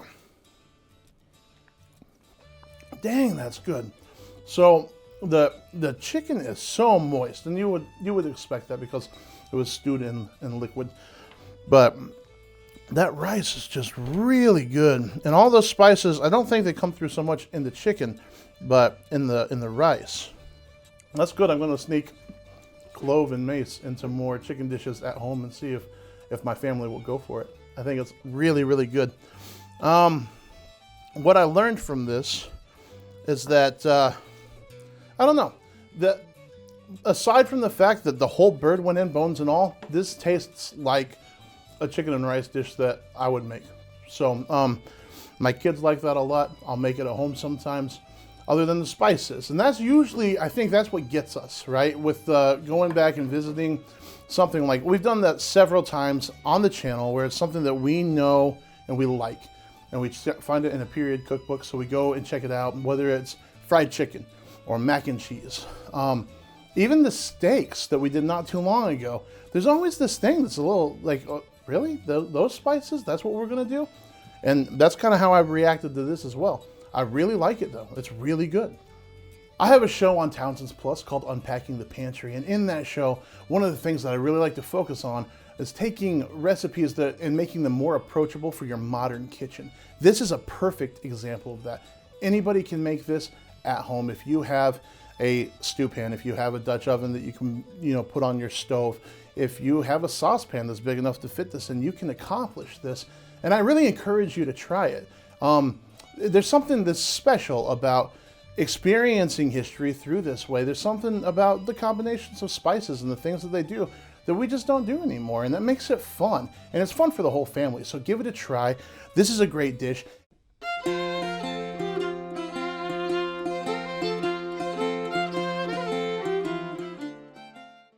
Finally, at long last, we're doing a duck recipe. This one's from 1773. Thanks for joining us today. The English recipe books from the 18th century are chock full of poultry and game bird recipes. Duck shows up a lot here. So we're going to be doing a duck recipe. This one's from the Universal Cook by John Townsend in 1773. And it says you can do this with duck, you can do it with widgeon or teal. Who knows what kind of bird you brought down that you want to cook up. Now today we're going to be using a modern duck. A commercial duck, as it were, and they actually call this thing a duckling. It's huge. It's probably the size of a goose in the 18th century. Today we would probably say, oh, we're gonna roast this duck, something like that, because our modern ducks are lots of meat here, and we can get away with roasting them. You don't see ducks being roasted too much in the 18th century because they're small and probably tough. So stewing is the way you're going to be cooking a duck in the 18th century. So we're gonna prep this duck just like that. We're gonna stew him. If you're following along at home, here are the ingredients we're going to need. We're gonna use a duck here. If you don't have a duck, you could probably use a chicken. I'm not sure exactly how it would turn out here, but a duck is what we're gonna be using today. We've got some ground salt and pepper, a few whole cloves. We don't need too many. We're going to need a couple of ounces of butter to put inside the bird that's cooking. We also have a couple of shallots and a bundle of sweet herbs. So rosemary, we've got some mint here, some tarragon, a little bit of basil. There's some sweet herbs, and then we're going to, since this is stewing, we're going to need liquids. So we've got some red wine, some good strong gravy, or in this case I'm using bone broth, and then water. Let's start to assemble this. We've got our duck, and we're going to put it inside of a vessel that we can have a nice tight lid on. And I'm going to be using this camp kettle or Dutch oven. They would have used a ceramic vessel with a tight fitting lid. I don't have one that's big enough for this. And we want to have one that is just the right size, not too big, so that we have to fill this up with liquid. So this Dutch oven is going to work out right. It says to put these shallots in. We've also got this butter that goes into the body or the internal cavity here. Let's put some salt on the outside of this guy. There we go. I'm gonna pat this with salt and with pepper. And we're going to use ground pepper here. Put that on our bird. It calls for a couple of whole cloves, so we're going to toss those down into the bottom along with our bundle of sweet herbs. We're just going to put those into the side. Again, those are just here while it's cooking. They'll be taken out when it's time to serve it. Now comes now the recipe calls for half a pint of claret, a nice red wine. I'm going to use a little bit more than that because this is a large bird and a larger vessel here. So there's our wine. And the recipe calls for a gravy. And gravy in the 18th century can mean a lot of different things. Sometimes it just means the drippings or the juice that comes out of meat while it's cooking. Other times you make up a gravy. And we'll be doing a gravy episode coming up real soon. This, I'm going to be using a strong bone broth, which is another common ingredient in the 18th century recipes. And then we're going to come in and kind of fill it up the rest of the way with water. We don't necessarily have to go all the way over the top of this, but we're going to come in here with a pint of water. And this is ready to go just like this. We're going to put a tight fitting lid on this and set it on the fire and let it stew for at least 2 hours, possibly 3. Here's our lid, and this is ready to go. I'm going to put this on the fire, and since it's got to cook so long, I'm going to go ahead and we're going to cook this or stew this outside.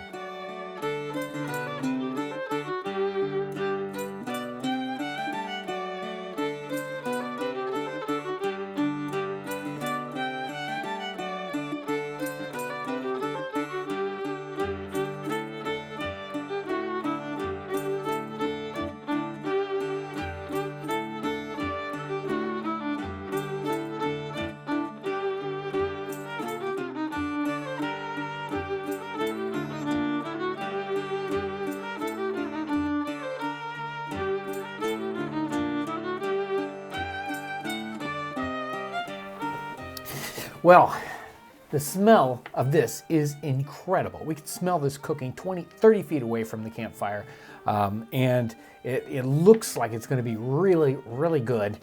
We finished this up with a little bit of breadcrumb or raspings, as they would call them in the 18th century, over the top, and then some little lemon slices around to make it look nice. Let's find out just what it tastes like. Let's see how this works out. Oh, wow. That is really, really good.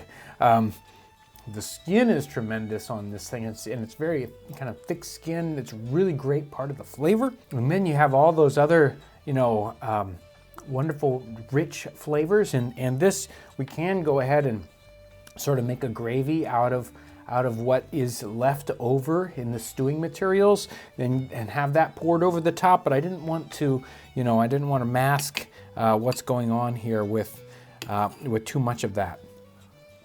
Boy, that's got some tremendous flavor. Very, very wonderful and tender. Superb. If you get a chance to have duck and stew it like this with this wonderful 18th century recipe, I'm sure you're going to enjoy it a lot.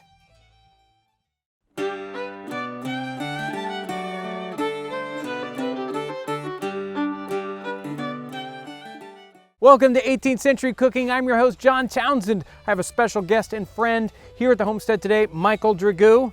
He's going to be cooking, what are we cooking? We're going to barbecue a shote. That is going to be great. Thanks for joining us as we savor the flavors and the aromas of the 18th century.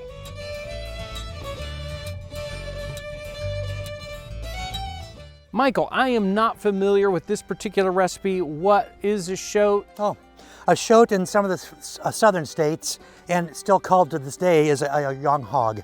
And this recipe calls for a front quarter of the hog. We're just going to do a pork loin. We're going to use a pork loin just to make it something that everybody can do. So we're doing a barbecue. What's the time period this recipe's from? It's Mary Randolph's 1824.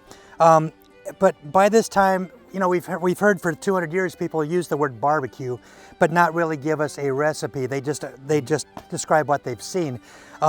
This is a very sophisticated recipe. We're going to insert a meat concoction into the loin every so inches, and then we're going to bake it. Very good. Can you read to us the original recipe? Oh, sure.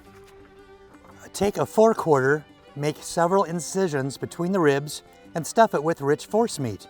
Put it in a pan with a pint of water, 2 cloves of garlic, pepper, salt, 2 gills of red wine, and 2 of mushroom ketchup. Bake it, thicken the gravy with butter and brown flour. It must be jointed and the ribs cut across before it's cooked, or it cannot be carved well. Lay it in a dish with the ribs uppermost. If it be not sufficiently brown, add a little burnt sugar to the gravy, garnish with meatballs. This is an interesting recipe, but it's not super easy for us to interpret in a modern way. Right. So how do we get started on this one? Well, I think you've already done you've produced a video on force meat. Right. Forcing in this time period meant to take the meat and have an end result looking different than it originally started. So we call them meatballs today. Force meat balls is what they called it then. And a rich force meat could be anything. It could be veal, pork, beef, any combination of those things. I generally don't see fowl in those. And in this case, I had some sausage in the fridge. I had some beef I minced up, carrot, celery, onion, mushrooms, mushroom ketchup, a little butter, bacon grease, and that's pretty much what's in this, and some red wine. That's almost so ground Jonathan. meat, maybe even pulverized and spiced. Right. So it's right. ready to cook. It's a heavily spiced almost. It's basically what this is going to do is infuse its flavors into the pork loin. And because there's so much animal fat, and we've got a nice sauce that we're going to continue to baste it with, it's going to turn out quite nice. Okay. Another thing they mention is browned flour. They use that in the gravy. You can do that at home just by taking regular white flour, putting it in a pan, having it on a low heat, and just moving that flour around so it doesn't burn. The darker it gets, the more nutty and rich the flavor. And they're using that in their browning sauce, in their gravy. So, alrighty, we're gonna make the marinade first. And it's pretty simple. We've got a couple of cups of water. And we've got a cup of wine. And we're using some garlic. And some salt and pepper. So all that's left to do is just stir it a little bit to incorporate those ingredients, get our salt broken down. Oh, I'm starting to smell it already. Yeah. You Yeah, you can already smell that the wine and the garlic. That's going to heat up and just. It's when gonna that be mixes great. with the pork fats, it's it's a really wonderful thing. So I think we're ready to start our pork. Okay. All we're going to do is in size. I do it 90 degrees to each other, 3 times across, and then just go all the way down. Right. And So- then once you've done that, I'm going to insert the force meat into the pork.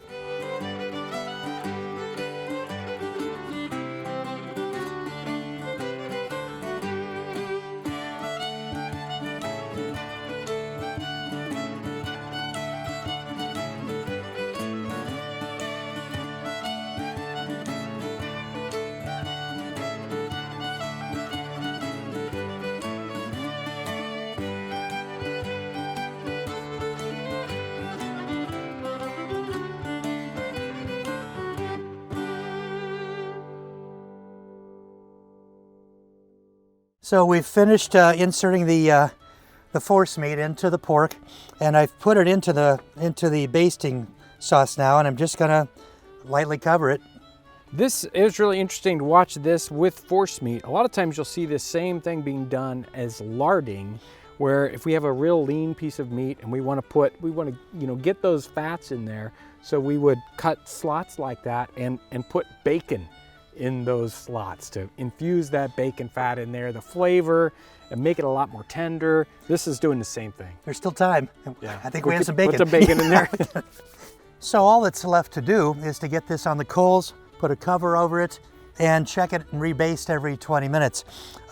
Your pork loin, if you were at home using your oven, they recommend 20 to 25 minutes per pound. This is approximately 3 pounds. We're gonna let this go an hour and see what happens. You're striving for an internal temperature of 145 just to make sure it's safe. So that's what's next. Yeah, and on our campfire, we're looking for coals. We don't want it to get too hot. No. No, in the oven, you've got the heat all the way around it. It's nice, but in this, we just gotta keep moving it around and checking, so.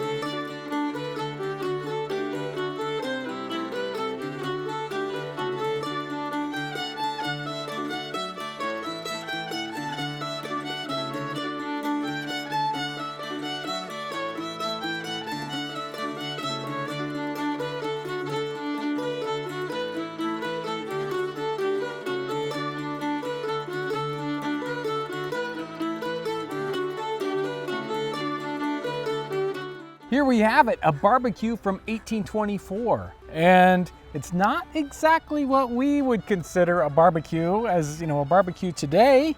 Nope. We're gonna find out what this is like. Yep. I'm ready. Okay. Going in. Here you go. Going in. Now he just slathered this thing in like gravy. Yeah. It can't, pork by itself with a lot of fat added isn't good enough. We've got to add the gravy. And you could see those strips of the force meat inside of that. Oh, that's an boy. intense little punch.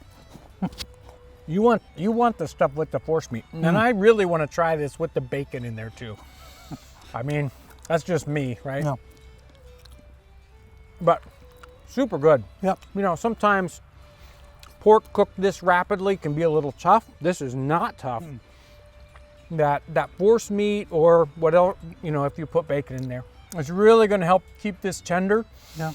And the flavors are really wonderful. You used a good gravy right here. Yeah, you had I think you had a video on making a good gravy. Right.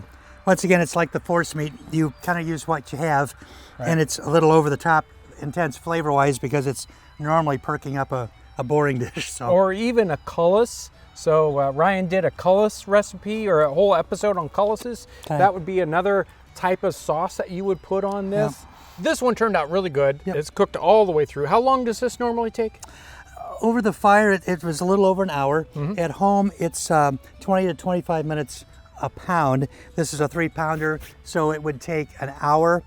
What I do at home, if it's in the oven, is I take the lid off the roasting pan and let it go for another 10 or so minutes just to brown the top. Right. So, right. And this looked beautiful, Yeah, this was as wonderful. well as tasting wonderful. yeah. Well, when we were done here, we took it over to the earthen oven and let it brown, doing the same thing, the same effect. It's Exactly. really good. Yeah. It's really good. What a wonderful recipe. It is from Michael's new cookbook that he's working on, out very soon. You'll be able to find it on our website. Tell us a little bit about the cookbook. Oh, sure. And digging up your ancestry is quite in vogue these days. I've coupled that with what foods they could have consumed, no matter where they're from. And you go back as far as you can with your ancestors, and you find the foods that they could have consumed, the recipes, get your family together, make the recipes, and pay honor to those relatives. Right. And you've concentrated on 18th century, early 19th century? My lineage is France to England to the colonies, and or American colonies, and so it's the late 1600s to very early 1800s. Yeah, I'm really excited about how that cookbook's going to turn out. We've been watching that process, helping Michael out with it. Lots of pictures, lots of beautiful pictures, and some amazing recipes. Yeah. So that's going to be great. I'm excited about that one. Thank you. Can't wait to see it. Thank you, Michael, for Well, bringing sure. this wonderful tasting, My just pleasure. excellent recipe. Thank you for coming along today. Thanks for watching as we savor the flavors and the aromas of the 18th century.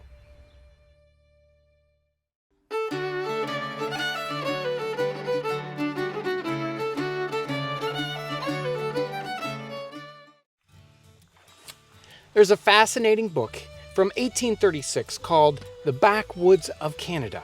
The book is comprised of letters of Catherine Parr Strickland Trail.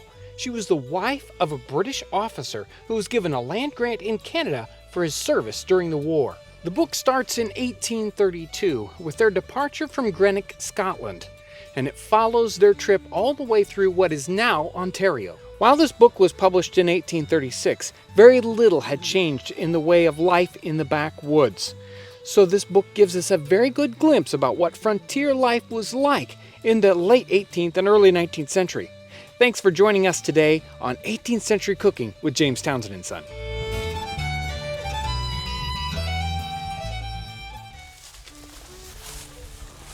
Forewarned and forearmed. That's the theme of Catherine Trail's book, The Backwoods of Canada.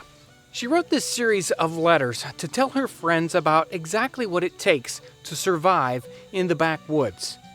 This is a very fascinating book about what frontier life was like from a woman's perspective. Let me share with you this passage. You must bear with me if I occasionally weary you with dwelling on trifles. To me, nothing that bears the stamp of novelty is devoid of interest. Even the clay-built ovens, stuck upon four legs at a distance from the houses, were not unnoticed in passing. When there is not the convenience of one of these ovens outside the dwellings, the bread is baked in large iron pots, bake kettles they are termed. At first I was inclined to grumble and rebel against the expediency of the bake kettles, but as cooking stoves, iron ovens, and even brick and clay-built ovens will not start up at your bidding in the bush, these substitutes are valuable and perform a number of uses. I have eaten excellent light bread baked in one of these kettles. I have eaten boiled potatoes, baked meat, excellent stews, and good soups, all cooked at different times in this universally useful utensil, so let it not be despised. We're going to be embarking on a journey of our own about the various uses of the bake kettle, or as we call it today, the Dutch oven. Today's recipe is a fairly simple one. We'll be doing a hasty pudding out of Maria Rundell's 1807 cookbook, A New System of Domestic Cookery. It's believed that puddings were introduced to English kitchens by the French during the Norman invasion of the British Isles during the 12th century. Their popularity exploded during the 14th century when someone discovered that you could boil these puddings in a cloth. The pudding bag allowed for puddings to be boiled alongside other courses. They were intended to serve as an economic filler so that less meat will be required to satisfy appetites. Boiling a full-size pudding can take 4 to 6 hours. Not a very practical dish for a frontier manor woman without the full amenities of a kitchen. So a hasty pudding is perfect for this setting, and a Dutch oven is the perfect vessel to cook it in. Now that our water is boiling, let's get started. Rundell's recipe omits all the measurements, so the measurements we're going to be giving you today are based off our experience. This recipe should make about 10 to a dozen small puddings. We're going to start by combining about 1 cup of fine breadcrumbs with a half a cup of currants or raisins, and the zest of a half a lemon, and a cup of grated suet. Instead of breadcrumbs in this recipe, you could use pounded up ship's biscuits. We offer ship's biscuits at James Townsend & Son in these 1-pound bags. You get about 6 biscuits to the bag. Now back to our recipe. Make sure your ingredients are well incorporated. In a separate bowl, you need to whisk up 2 eggs, 2 egg yolks, and a half a teaspoon of powdered ginger. Now combine your wet and your dry ingredients. It should make a pretty stiff paste. Once this is mixed, you can roll it into small egg-sized balls. You want to roll these in flour after you've turned them into your egg-sized shape. Now, just as a reminder, we're cooking these in boiling water rather than frying them. You're going to need to stir these occasionally. They need to boil for 15 or 20 minutes. A lot better than 4 hours. And that's it, a very simple yet popular dish. Fresh out of the pot, these look a little soggy on the outside, but let them rest a few minutes and they'll firm right up. This can be served hot or cold with any kind of sweet sauce, molasses, honey, maple sugar, or a pudding sauce made with equal parts melted butter, sugar, and sack, which is a sherry wine.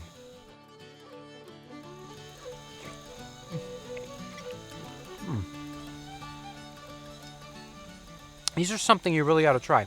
They're actually very, very good. They have a really nice texture. With the sweet sauce, they've got a really nice sweetness. The raisins are in there. You can taste that hint of ginger and the lemon zest. Really a wonderful thing. As good as these are, it's amazing that they've dropped off the culinary scene. Really good.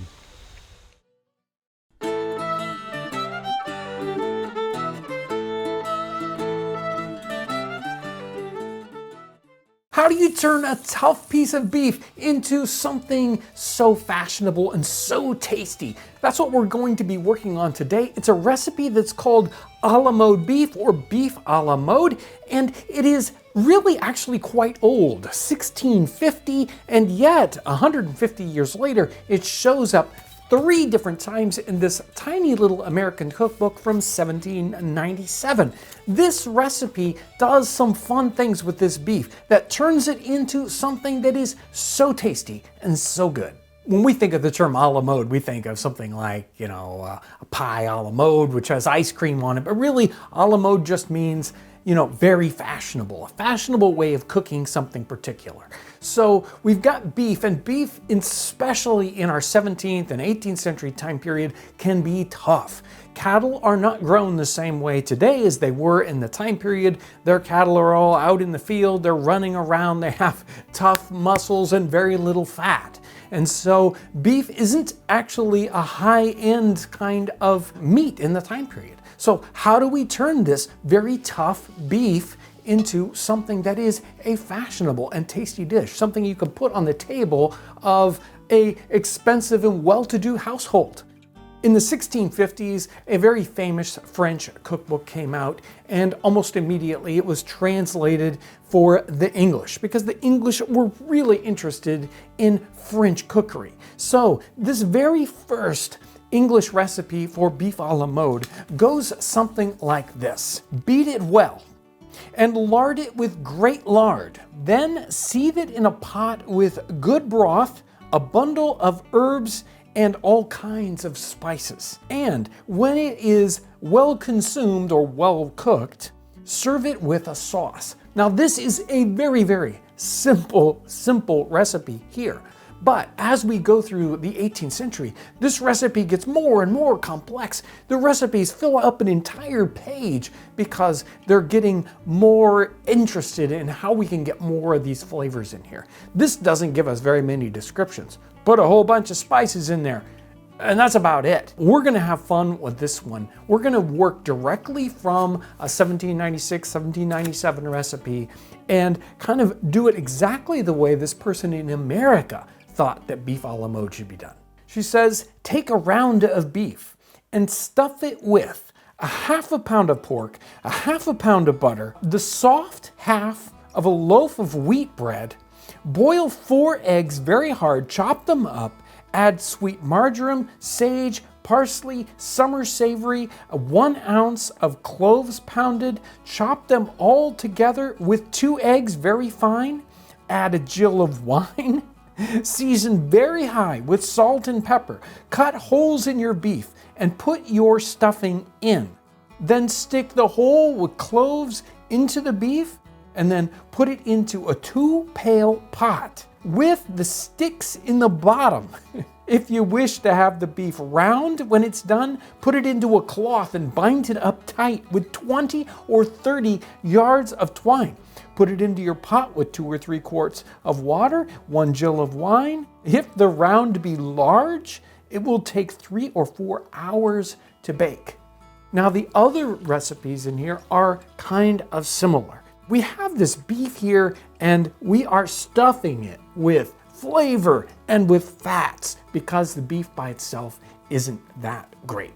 Now this cookbook is fascinating. This is the first cookbook written by an American for America. So America had other cookbooks that were printed, but they were just English cookbooks they just came over and printed in America. This is the first one that's adapted to American tastes and to American ingredients. And we have all sorts of interesting things showing up in here. Uses for corn. The first time we see the recipe for cookies. The first time we have Indian bread pudding. This is a really important recipe book for understanding cookery in early America.